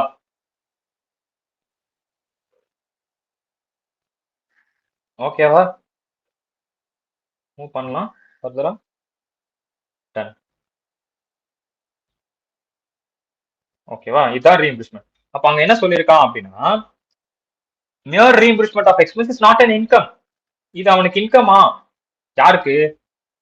ஏபிசிக்கு, சாரி XYZக்கு அது இன்கமா? அப்போ என் கேள்வி அது. அடுத்த கேள்வி. இல்ல ப்ரோ. இல்ல. கரெக்டா? இது இந்த 10,000 ரூபாய் வந்து XYZக்கு இன்கம் இல்ல. ஆனா அது யாருக்கு இன்கம்னா ஏபிசிக்கான இன்கம். அப்ப அதுக்கு யார் டாக்ஸபிள் கட்டணும்? ஏபிசி தான் கட்டணும், XYZ கட்டக்கூடாது. ஓகேவா? அதுதான் அங்க சொல்லியிருக்கான்ப்பா. இப்ப புரிஞ்சுதா அந்த பாயிண்ட்? டன். புரிஞ்சுதாடா? யாருக்கும் புரியலன்னா இது கேளுங்க. Expense is not an income. ஓகேவா? டன். அதுக்கப்புறம் சில லீகாலிட்டி இருக்கு. Act does not make any difference. அது லீகலோ இல்லீகலோ டாக்ஸ் மட்டும் கட்டிடு அப்படின்றவானுங்க. Okay, act does not make any difference between legal and legal. For example சொல்லணும் அப்படின்னா, இன்கம் டேக்ஸ்ல சம் பாயிண்ட் ஆஃப் இடத்துல நம்ம லீகாலிட்டியும் பார்ப்போம். அது பேஸ்ட் ஆன் சுச்சுவேஷன் தான், அவங்க ஏற்ற மாதிரி மாத்திப்பானுங்க. இப்போ ஜிஎஸ்டி பாயிண்ட் ஆஃப்ல பார்த்தோன்னு வச்சுக்க, நீ ஒரு வண்டி திருடின வண்டி எடுத்துன்னு போய் நீ வித்தாலும் அது ஜிஎஸ்டி. புரியுதா? இல்லீகல் தான், வண்டி திருடுறது இல்லீகல் தான். ஆனா நீ திருடின வண்டியை கொண்டு போய் நீ வித்தாலும் அதுக்கு ஜிஎஸ்டி உண்டு. புரியுதா? அதுதான் அந்த இடத்துல லீகாலிட்டி. அதே மாதிரி டபுள் டாக்ஸேஷன் வந்து அவாய்ட் பண்ணணும்னு சொல்லியிருப்பாங்க. இந்த இடத்துல இன்கம் பை மியூச்சுவல் ஆக்டிவிட்டி. இந்த மியூச்சுவல் ஆக்டிவிட்டி அப்படிங்கிறது என்ன அப்படின்னா, ஒரு அசோசியேஷனுக்கு அவங்க மெம்பர்ஸ்க்கு வந்து அவங்களே வந்து ஒர்க் பண்ணி கொடுக்குறது. ஃபார் எக்ஸாம்பிள் ஏஓபின்னு நான் ஒன்று சொல்லியிருந்தேன் இல்லையா? இது வந்து யாருக்காக ஒர்க் பண்ணணும்னா அங்க இருக்க அவங்க மெம்பர்ஸ்க்காகவே தான் ஒர்க் பண்ணும். இது வந்து ஒரு மியூச்சுவல் ஆக்டிவிட்டி அவங்க 2 பேருக்குமே, ஏஓபிக்கும் மெம்பருக்கும். என்னன்னா மெம்பர்ஸ் தான் ஏஓபிக்கு காசு கொடுக்கணும். அந்த அந்த இப்போ ஒரு காலனி இருக்கு, அந்த காலனிக்கு ஒரு தலைமைச் செயலகத்தை செட்டப் பண்ணியிருக்காங்க. அந்த தலைமைச் செயலகம் ரன் ஆகிறதுக்கு யார் காசு கொடுக்கணும்? அந்த காலனியில் இருக்க மெம்பர்ஸ் தான் காசு கொடுப்பாங்க. மாசம் மாசம் வந்து சார்ஜஸ் வாங்கிட்டு போவானுங்க. ஓகேவா? அப்படி வாங்கிட்டு போகும்போது அந்த அந்த தலைமைச் செயலகம் யாருக்காக வேலை செய்யுது? அங்க இருக்கக்கூடிய மக்களுக்காக, விச் மீன்ஸ் அந்த காலனியில வசிக்கக்கூடிய பீப்புள்ஸ்க்காக தான். அப்போ இது என்னது? மியூச்சுவல் ஆக்டிவிட்டி 2 பேருக்குமே. மியூச்சுவல் ஆக்டிவிட்டி அந்த மாதிரி இருந்துச்சு அப்படின்னா, இவங்களுக்காக இவங்க சர்வீஸ் பண்றாங்க, அதுக்காக அவங்க காசு தராங்க, இந்த மாதிரியான இன்கம் தான் இருக்கு அப்படின்னா, அப்போ அது ஒன்றும் பிரச்சனை இல்லை. பட் ஆனா ஸ்பெசிபிக்கா ஒரு 12 பேர் வசிக்கிறான். ஆனா அந்த அசோசியேஷன் வந்து ஒரே ஒருத்தனுக்காக மட்டும் இறங்கி வேலை செய்யுது. அவன் வீட்டுல மோட்டர் ரிப்பேர் ஆனா போய் வேலை செஞ்சு விடுது. அவன் வீட்டுல சின்னதா எதனா ஒரு கருவேப்பிலை கொத்தமல்லி வாங்கினாலும் ஓடுது. சோ இந்த மாதிரி ஸ்பெசிபிக்கா எதனா வேலை செஞ்சா அப்போ அது இன்கம். ஓகேவா? மியூச்சுவல் ஆக்டிவிட்டி லேண்டர்ல வந்தா அதுக்கு டாக்ஸ் கிடையாது, அது எக்ஸாம்டட் ஆயிடும். விச் மீன்ஸ் மியூச்சுவல் ஆக்டிவிட்டி, ஆமா நான் தான் அதுக்கான மெம்பர்ஸ் தான் காசு தரோம், அதுதான் நாங்க வேலை செய்யணும். மியூச்சுவலா இருக்கு. ஆனா ஸ்பெசிபிக்கா பாயிண்ட் பண்ணி நான் ஏதாவது ஒரு வேலை செய்யறேன் அப்படின்னா தென் அது டாக்ஸபிள். அதுதான் இங்க சொல்லியிருப்பான். இங்க பாருங்க, இந்த இடத்துல அந்த ஃபண்டு, அந்த கான்ட்ரிபியூட்டர்ஸோட ஃபண்டு, சர்ப்ளஸ் அதெல்லாம் termed as cannot be termed as income. ஆனா ஸ்பெசிபிக் ஆக்டிவிட்டி, இல்ல ஏதாவது பிசினஸ் கேரி பண்றானுங்க, இல்ல பேங்கிங் விஷயம், கிரெடிட் ஃபெசிலிட்டிஸ் எதனா பண்ணி தரானுங்க அந்த கோஆபரேட்டிவ் சொசைட்டி அந்த மெம்பர்ஸுக்கு அப்படின்னா இதெல்லாம் என்னதான்? டாக்ஸபிள். இந்த இடத்துல எக்ஸம்ஷன் கொடுத்துருக்கிறது இதுக்கான எக்ஸம்ஷன். அதாவது இதெல்லாம் இன்கம் நாங்க ட்ரீட் பண்ண மாட்டோம் எக்ஸப்ட் 3 பாயிண்ட்ஸ், அப்படி அர்த்தம். புரிஞ்சுதா? புரியலையாடா? நான் கன்ஃபியூஸ் பண்றேன்.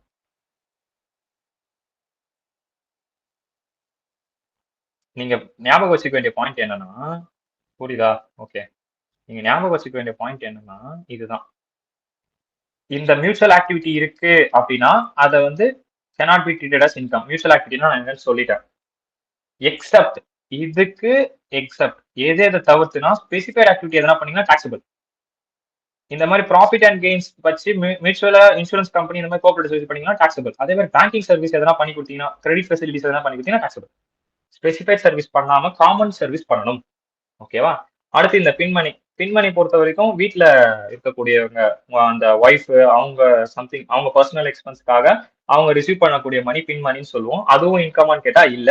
பட் ஆனா விச் மீன்ஸ் அது not treated as income. But ஆனா அவங்க அதை இன்வெஸ்ட்மெண்ட் பண்ணுவாங்க, அந்த பின்மணியை அதை இன்வெஸ்ட்மெண்ட் பண்ணி அவங்களுக்கு ஒரு இன்கம் வரும், அது வந்து டாக்ஸபிள். அது நான் உங்களுக்கு சொல்றேன் எங்க வரும்னா கிளப்பிங் அப்போ வரும். ஓகேவா? சரி, இந்த பாயிண்ட் எக்ஸ்பிளைன் பண்ணிடலாமா? Your definition of income, contingent anticipated is not taxable. Subsidiary always not taxable. வேற ஏதாவது இருக்கா? பின்னாடி ஹெட்ஸ் ஆஃப் இன்கம் வந்துச்சா? சரி, ஓகே. இந்த அவார்டு அப்படிங்கிறது வந்து பாத்தீங்கன்னா treated as incidental such as business or professional receive பண்ணியிருந்தாலும் அப்போ அது டாக்ஸபிள் ஆகும். கிஃப்டா ரிசீவ் பண்ணியிருந்தாலும் டாக்ஸபிள். அவார்டு ஒன்றும் பெருசா நீங்க பாயிண்ட் பண்ணிக்க வேணாம், but you have to read, just go through பண்ணீங்கனாலே உங்களுக்கு அண்டர்ஸ்டாண்ட் ஆகும். எதுக்கு ரிலேட்டடா இருந்தா அது வந்து இன்கம் நம்ம கன்சிடர் பண்ணுவோம்னா பின்மணிக்கு மட்டும் நான் ஒரு எக்ஸாம்பிள் கொடுக்குறேன். ஏன்னா உங்களுக்கு வந்து அது கிளப்பிங் வரும்போது ரொம்ப யூஸ்ஃபுல்லா இருக்கும். அதனால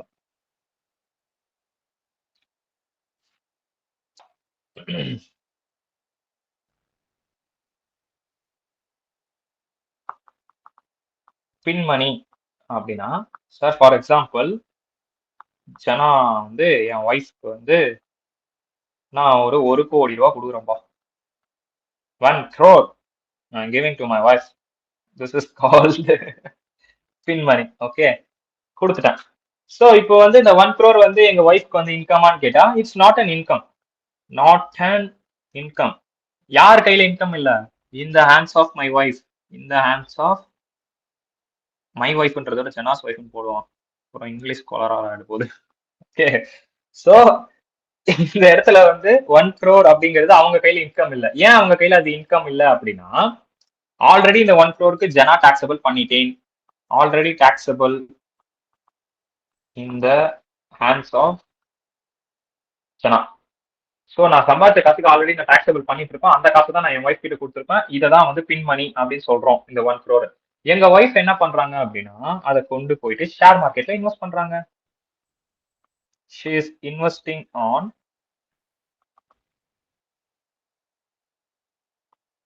ஷேர் மார்க்கெட். ஸோ ஷேர் மார்க்கெட்ல இன்வெஸ்ட் பண்றாங்க. ஸோ ஷேர் மார்க்கெட்ல இன்வெஸ்ட் பண்ணும்போது இந்த 1 crore இன்வெஸ்ட் பண்றாங்க. ப்ராஃபிட் எவ்வளவு பார்த்தாங்க அப்படின்னா 10 லட்ச ரூபா ப்ராஃபிட் பாக்குறாங்க அப்படின்னா, சார் பின்மணி தான் டாக்ஸபிள் இல்லைன்னு சொன்னீங்களே. எஸ் அப்கோர்ஸ் இந்த 1 crore டாக்ஸபிள் இல்ல. ஆனா அந்த 1 crore வச்சு நீ ஒரு 10 லட்சம் சம்பாதிச்சு போறீங்க, இதுக்கு டாக்ஸ் கட்டணும். இதுக்கு யாரு டாக்ஸ் கட்டணும் அப்படின்னா ஜனாவா அப்படின்னு கேட்டா இல்ல. யாரு டாக்ஸ் கட்டணும்? ஜனாஸ் wife. This is call pin money concept. Understand ஆச்சா? ஓகேவா? புரியுதாடா? இது ஒரு பாயிண்டரா கிளப்பிங்ல வரும். ஓகே, நல்லா ஞாபகம் வச்சுக்கோங்க இந்த பின்மணி பாயிண்ட். இதெல்லாம் செமையா இருக்கும். இன்னும் இந்த பின்மணி கான்செப்ட்ல இது ஒண்ணு பிளஸ் அந்த கிளப்பிங் கான்செப்ட்ல இன்னொன்னுலாம் வரும். அது செம சிரிப்பா இருக்கும்டா. மிஸ்டர் ஏ மிஸ்டர் பி கொடுத்துட்டு மிஸ்டர் ஏ மிஸ்டர் பியோட பொண்டாட்டிக்கு கிஃப்ட் கொடுப்பான். மிஸ்டர் பி மிஸ்டர் ஏவோட பொண்டாட்டிக்கு கிஃப்ட் கொடுப்பான். இந்த மாதிரி கிஃப்ட் கொடுத்தா அது யார் கையில கிளப் ஆகும் அப்படின்றது ஒரு கான்செப்ட். ஏன்னா கிளப்பிங் பொறுத்த வரைக்கும் ஹஸ்பண்ட் அண்ட் ஒய்ஃப் மட்டும் தானே வந்து கிளப் ஆகணும் அப்படின்னு நம்ம பார்த்தோம். நேற்று நான் ஒரு எக்ஸாம்பிள் சொல்லும் போது கூட 8 லட்சம் இப்போ ஒய்ஃப் சம்பாதிக்கிறாங்க, 5 லட்சம் இப்போ ஹஸ்பண்ட் சம்பாதிக்கிறாங்க. அந்த 5 லட்சம் அவங்க 8 லட்சத்துக்கு கூட ஆட் ஆயிடும். யாரோட இன்கம் ஹையரா இருக்கோ இப்படிதான் நம்ம கிளப்பிங் பார்த்தோம். இது இந்த லூப்போல முறியடிக்கணும்னு மாத்தி கொடுப்பானுங்க ஒய்ஃபை. இவன் ஒய்ஃபுக்கு அவன் கிஃப்ட் கொடுப்பான், அவன் ஒய்ஃபுக்கு இவன் கிஃப்ட் கொடுப்பான். அந்த டாக்ஸ்ல இருந்து அவாய்ட் ஆகிறதுக்காக இவனுக்கு 2 பேரும் ஃப்ரெண்ட்ஸா இருப்பானுங்க, ஏவும் பியும். ஆனா மாத்தி மாத்தி கிஃப்ட் கொடுத்துப்பானுங்க. அப்போ யார் கையில கிளப் ஆகும்? இந்த மாதிரி ஒரு எக்ஸாம்பிள் இருக்கு உங்க புக்ல, நான் காட்டுறேன். ஓகேவா? ஃபர்ஸ்ட் டைம் நான் இது படிக்கும் போது எனக்கு சரியான சிரிப்பு. என்னடா இப்படி இல்லாமடா நடக்கும் அப்படின்ட்டு. ஓகே, ஆல்வேஸ் சப்சிடி வர மாட்டேங்குது. கடைசியா வந்து சப்சிடி அது வந்து பாத்தீங்கன்னா கண்டிப்பா வந்து நாட் டாக்ஸபிள் தான். கீழே கடைசியா கொடுத்துருப்போம் ஷால் நாட் பி டாக்ஸபிள். இந்த எல்பிஜி சிலிண்டர் கொடுக்கறது, ஸோ இந்த மாதிரி பேக்வர்ட் ஏரியாஸ்க்கு சில விஷயங்கள்லாம் அவங்க பண்ணிருப்பானுங்க. அதெல்லாம் வந்து பாத்தீங்கன்னா உங்களுக்கு டாக்ஸபிள் ஆகாது. ஓகேவா? So this is all about your income பா. இன்கம் டாக்ஸ்ல எப்படி எப்படிலாம் இன்கம் வரும் அப்படின்ற ஒரு ஐடியா உங்களுக்கு கிடைச்சிருக்கும். எது எதெல்லாம் இன்கமா இருக்க வாய்ப்புகள் இருக்கிறது அப்படின்ட்டு. ஓகேவா? டன். ஸோ ஃபைனலி நான் இந்த ஹெட்ஸ் ஆஃப் இன்கம் மட்டும் முடிச்சுட்டு கிளாஸ் வைண்ட் அப் பண்ணிடுவோமா? சின்னதான், டக்குன்னு முடிஞ்சிடும். ஹெட்ஸ் ஆஃப் இன்கம்ல 5 ஹெட்ஸ் ஆஃப் இன்கம். இந்த 5 ஹெட்ஸ் அப்படிங்கிறது உங்களுக்கு 5 ஃபிங்கர் மாதிரி. ஓகே, அதை நான் எழுதுறேன். 5 heads of income. First head salary. Salary வந்து 15 to 17. செக்ஷன் ஞாபகம் வச்சுக்கோங்க, 15 to 17. Next house property. House property வந்து 22 to 27 ஹவுஸ் ப்ராப்பர்ட்டி. அடுத்து வந்து பாத்தீங்கன்னா பிஜிபிபி 28 to 44. ஓகே, சேலரியில மட்டும்தான் கேப் வரும். சேலரியிலையும் இன்னும் ஒரு எட்டுக்கு மட்டும் தான் கேப் வரும் செக்ஷன்ஸுக்கு. மற்ற செக்ஷன்ஸ் எல்லாம் கண்டினியூ ஆகிட்டே இருக்கும். Okay, PGBP. அதுக்கப்புறம் கேபிட்டல் கெயின்ஸ். கேபிட்டல் கெயின்ஸ் அப்படின்னு பார்த்தோம்னா 45 to 55. Okay, 45 to 55. அடுத்து வந்து பாத்தீங்கன்னா income from other sources. Income from other source எடுத்துக்கிட்டோம்னா 56 to 59. ஸோ இப்போ நீங்க செக்ஷன்ஸ் ஞாபகம் வச்சுக்கிறது எப்படின்னா 15 to 17 salary, 22 to 27 house property, 28 to 44 வந்து PGBP, 45 to 55 capital gain, 56 to 59 IFoS. நீங்க இது இப்படிதான் ஞாபகம் வச்சுக்கணும்டா. சார் இதை நான் எப்படி ஞாபகம் வச்சுக்கிறது, எனக்கு ரொம்ப கஷ்டமா இருக்கு அப்படின்னா இந்த இடத்துல கேபிட்டல் கெயின் பாரு, 45 இருந்து 55 சுகூரா 10 வரோம்னா. ஓகேவா? சோ 10 வருது. 10னா 45 இருந்து 55 வரைக்கும் கேபிட்டல் கெயின். 45க்கு ரிவர்ஸ்ல போ 44. அப்போ பிஜிபிபி அங்க முடியுது. அப்ப தொடங்குறது எங்கன்னா இந்த 27 மட்டும் ஞாபகம் வச்சுட்டா போதும். தொடங்குறது அப்ப 28. நான் சொல்லிடுறேன் 28 உங்களுக்கு ஈஸியா ஞாபகம் வர மாதிரி நான் சொல்றேன். கிளாஸ் போக போக உங்களுக்கு சொல்றேன் 28 ஈஸியா ஞாபகம் வர மாதிரி. பட் கேபிட்டல் கெயின் 45 இருந்து 55 இதை மட்டும் நீங்க ஞாபகம் வச்சுக்கணும். ஏன்னா அது ரவுண்டா 10 வரும் உங்களுக்கு. ஓகேவா? விச் மீன்ஸ் 11 வரும். இந்த 5 டேபிள்ஸ் சீரீஸ்ல 45 to 55 அப்படி ஞாபகம் வச்சுக்கோங்க. ஓகே, அப்ப ரிவர்ஸ்ல போனா பிஜிபிபி 44 பிஜிபிபில முடியுது.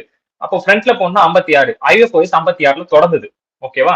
அப்போ பிஜிபிபி கேபிட்டல் கெயின் ஐஎஃப்ஓஎஸ் இது உங்களுக்கு ஈஸியா ஆயிடும். சோ நீங்க மனப்பாடம் பண்ண வேண்டியது சேலரி மட்டும் தான் 15 to 17. ஓகேவா? எதுக்காக இந்த செக்ஷன்ஸ் நான் மனப்பாடம் சொல்றேன் அப்படின்னா பாப்போமா? இப்ப பார்த்ததை வச்சு யாராவது ஆன்சர் பண்ணுங்க. செக்ஷன் 40 இது எது எந்த ஹெட் கீழ வரும்? பிஜிபிடி. அவ்வளவுதான், முடிஞ்சு போச்சு. அப்போ உங்களுக்கு செக்ஷன் 14 பார்த்ததுக்கு அப்புறமா உங்க மைண்ட்ல எது மட்டும் தான் ஓடணும்? ஹவுஸ் ப்ராப்பர்ட்டியை மறந்துடணும், கேபிட்டல் கெயினை மறந்துடணும், ஐஎஃப்ஓஎஸ் மறந்துடணும், வேற என்னடா இன்னொரு சேலரியை மறந்துடணும். செக்ஷன் 14 பார்த்த உடனே உங்க மைண்ட் ஃபுல்லா பிஜிபிபிக்குள்ள மட்டுமே புக்கை வந்து திருப்பணும். உங்க மைண்ட் பிஜிபிபி நம்ம என்னெல்லாம் படிச்சோம் அப்படின்றத மட்டுமே திருப்பணும். இப்போ அடுத்து வந்து பாத்தீங்கன்னா செக்ஷன் 50. இது எந்த ஹெட்டுக்குள்ள வரும்? Capital gain. அவ்வளவுதான். அப்போ அடுத்து மைண்ட் எங்க போகணும்னா கேபிட்டல் கெயின்ல மட்டும் தான் ஒர்க் ஆகணும்.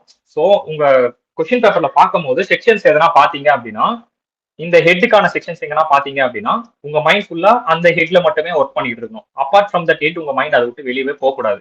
சோ இதுக்காக தான் வந்து இந்த செக்ஷன்ஸ்க்கான டெஃபினேஷன்ஸ் வந்து நான் சொன்னேன். ஓகேவா? ஏன்னா இந்த மாதிரி செக்ஷன்ஸ் மனப்பாடம் பண்ணிட்டீங்க அப்படின்னா உங்களுக்கு கன்ஃபியூஸ் ஆகாது. அவன் கேட்டது வந்து ஹவுஸ் ப்ராப்பர்ட்டியா பிசிபிபியானே நம்மளுக்கு ஒரு கன்ஃபியூஷன் இருக்கும். பிசிபிபியா கேபிட்டல் கெயினானே ஒரு கன்ஃபியூஷன் இருக்கும். மோஸ்ட்லி வந்து இந்த பிசிபிபியும் கேபிட்டல் கெயினும் ஒன்று சேருவோம். நிறைய இடத்துல ஒன்று சேருவோம். ஓகேவா? சோ அந்த கன்ஃபியூஷன் வந்து நம்மளுக்கு ஏற்படாது. அதுக்காக நான் சொல்றேன். ஓகேவா? சோ இதை வந்து இப்படி மெமரி பண்ணிக்கோங்க. ஓகே? சோ இந்த 5 ஹெட்டுமே உங்களுக்கு 5 ஃபிங்கர்ஸ் மாதிரி. நல்லா ஞாபகம் வச்சுக்கோங்க. ஃபிங்கர்ஸ் வந்து வரைய வருமான்னு தெரியலாம், பட் வரையறேன் உங்களுக்காண்டி. இது கட்ட வரல இப்படி போயிடுச்சுடா. சரி, ஓகே, என்னமோ. சோ ஒரு ஃபிங்கர்ஸும் ஒரு head. Okay, have to remember. First salary, house property, PGBP, capital gain, IFOS. ஓகேவா? சுண்டு வரல் சேலரி, அதுக்கு அடுத்த வரல் ஹவுஸ் ப்ராப்பர்ட்டி, அதுக்கு அடுத்த வரல் பிஜிபிபி, அதுக்கு அடுத்து வந்து கேபிட்டல் கெயின், கட்ட வரல் தான் உங்களுக்கான ஐஎஃப்ஓஎஸ். ஓகே? சோ இந்த மாதிரி 5 ஃபிங்கர்ஸ்ல வந்து நீ எழுதி கூட வச்சுக்கோ. எஸ், ஹெச், பி, சி, ஐன்னு கூட உங்க ஃபிங்கர்ல கூட இப்போ பென்லேயே கூட எழுதி பாருங்க. சுண்டு வரல்ல எஸ் போட்டுக்க லெஃப்ட் ஹேண்ட்ல, அதே மாதிரி அடுத்த வரல்ல ஹெச் போட்டுக்க, அடுத்த வரல்ல பி போட்டுக்க, அடுத்த வரல்ல சி போட்டுக்க, அடுத்த வரல்ல ஐ போட்டுக்க. ஓகே? இந்த 5 வரல்ல 5 ஃபர்ஸ்ட் லெட்டர் மட்டும் இப்போ எழுதினாலும் ஓகே, இப்போ நீங்க படிக்கும் போதே எழுதிக்கிட்டாலும் ஓகே. இல்ல நீங்க இல்ல எனக்கு அப்படியே மைண்ட்லயே இருக்கும், எனக்கு எழுத பிடிக்காது கையில அப்படின்னா எனக்கு மைண்ட்லயே இருக்கும் அப்படின்னா அந்த ஃபிங்கர்ஸை பார்த்த உடனே உங்களுக்கு ஞாபகம் வந்தாலும் okay. Okay, this are the 5 fingers are your 5 heads. Okay, 5 தலை ராவணம் என்ன? ஓகேடா. So this are the 5 heads of income. So இதெல்லாம் நீங்க மெமரைஸ் பண்ணிக்கோங்க. ஓகேவா? 5 ஹெட்ஸ் ஆஃப் இன்கம் வந்துருச்சா? ஸோ நாளைக்கு வந்த உடனே gross total income, rounding off, இந்த இது கொஞ்சம் இம்பார்ட்டன்ட். கேபிட்டல் வெர்சஸ் ரெவென்யூ இருக்கு இல்லையா? இம்பார்ட்டன்ட்னா அது ஒரு 10 நிமிஷம் தான் எடுத்துக்கும், தப்புன்னு முடிஞ்சிடும். அதை முடிச்சிட்டோம்னா நாளைக்கு வந்து பேசிக்ஸ் முடிஞ்சிடும். பேசிக்ஸ் முடிஞ்சிடும்னா அப் டு இந்த இது வரைக்கும் முடிஞ்சிடும். நாளைக்கா வந்து முடிஞ்சிச்சுன்னா ஒரு 1/2 ஹவருக்குள்ள அது முடிஞ்சிருச்சுன்னா நம்ம வந்து டாக்ஸ் கால்குலேஷன் போயிடுவோம். எப்படி டாக்ஸ் கால்குலேட் பண்ணிருக்காங்க அப்படின்ற அந்த பார்ட்டுக்கு போயிடும். ஓகேவா? ஓகேடா. அப் டு திஸ் ஏதாவது டவுட்ஸ் இருக்கா?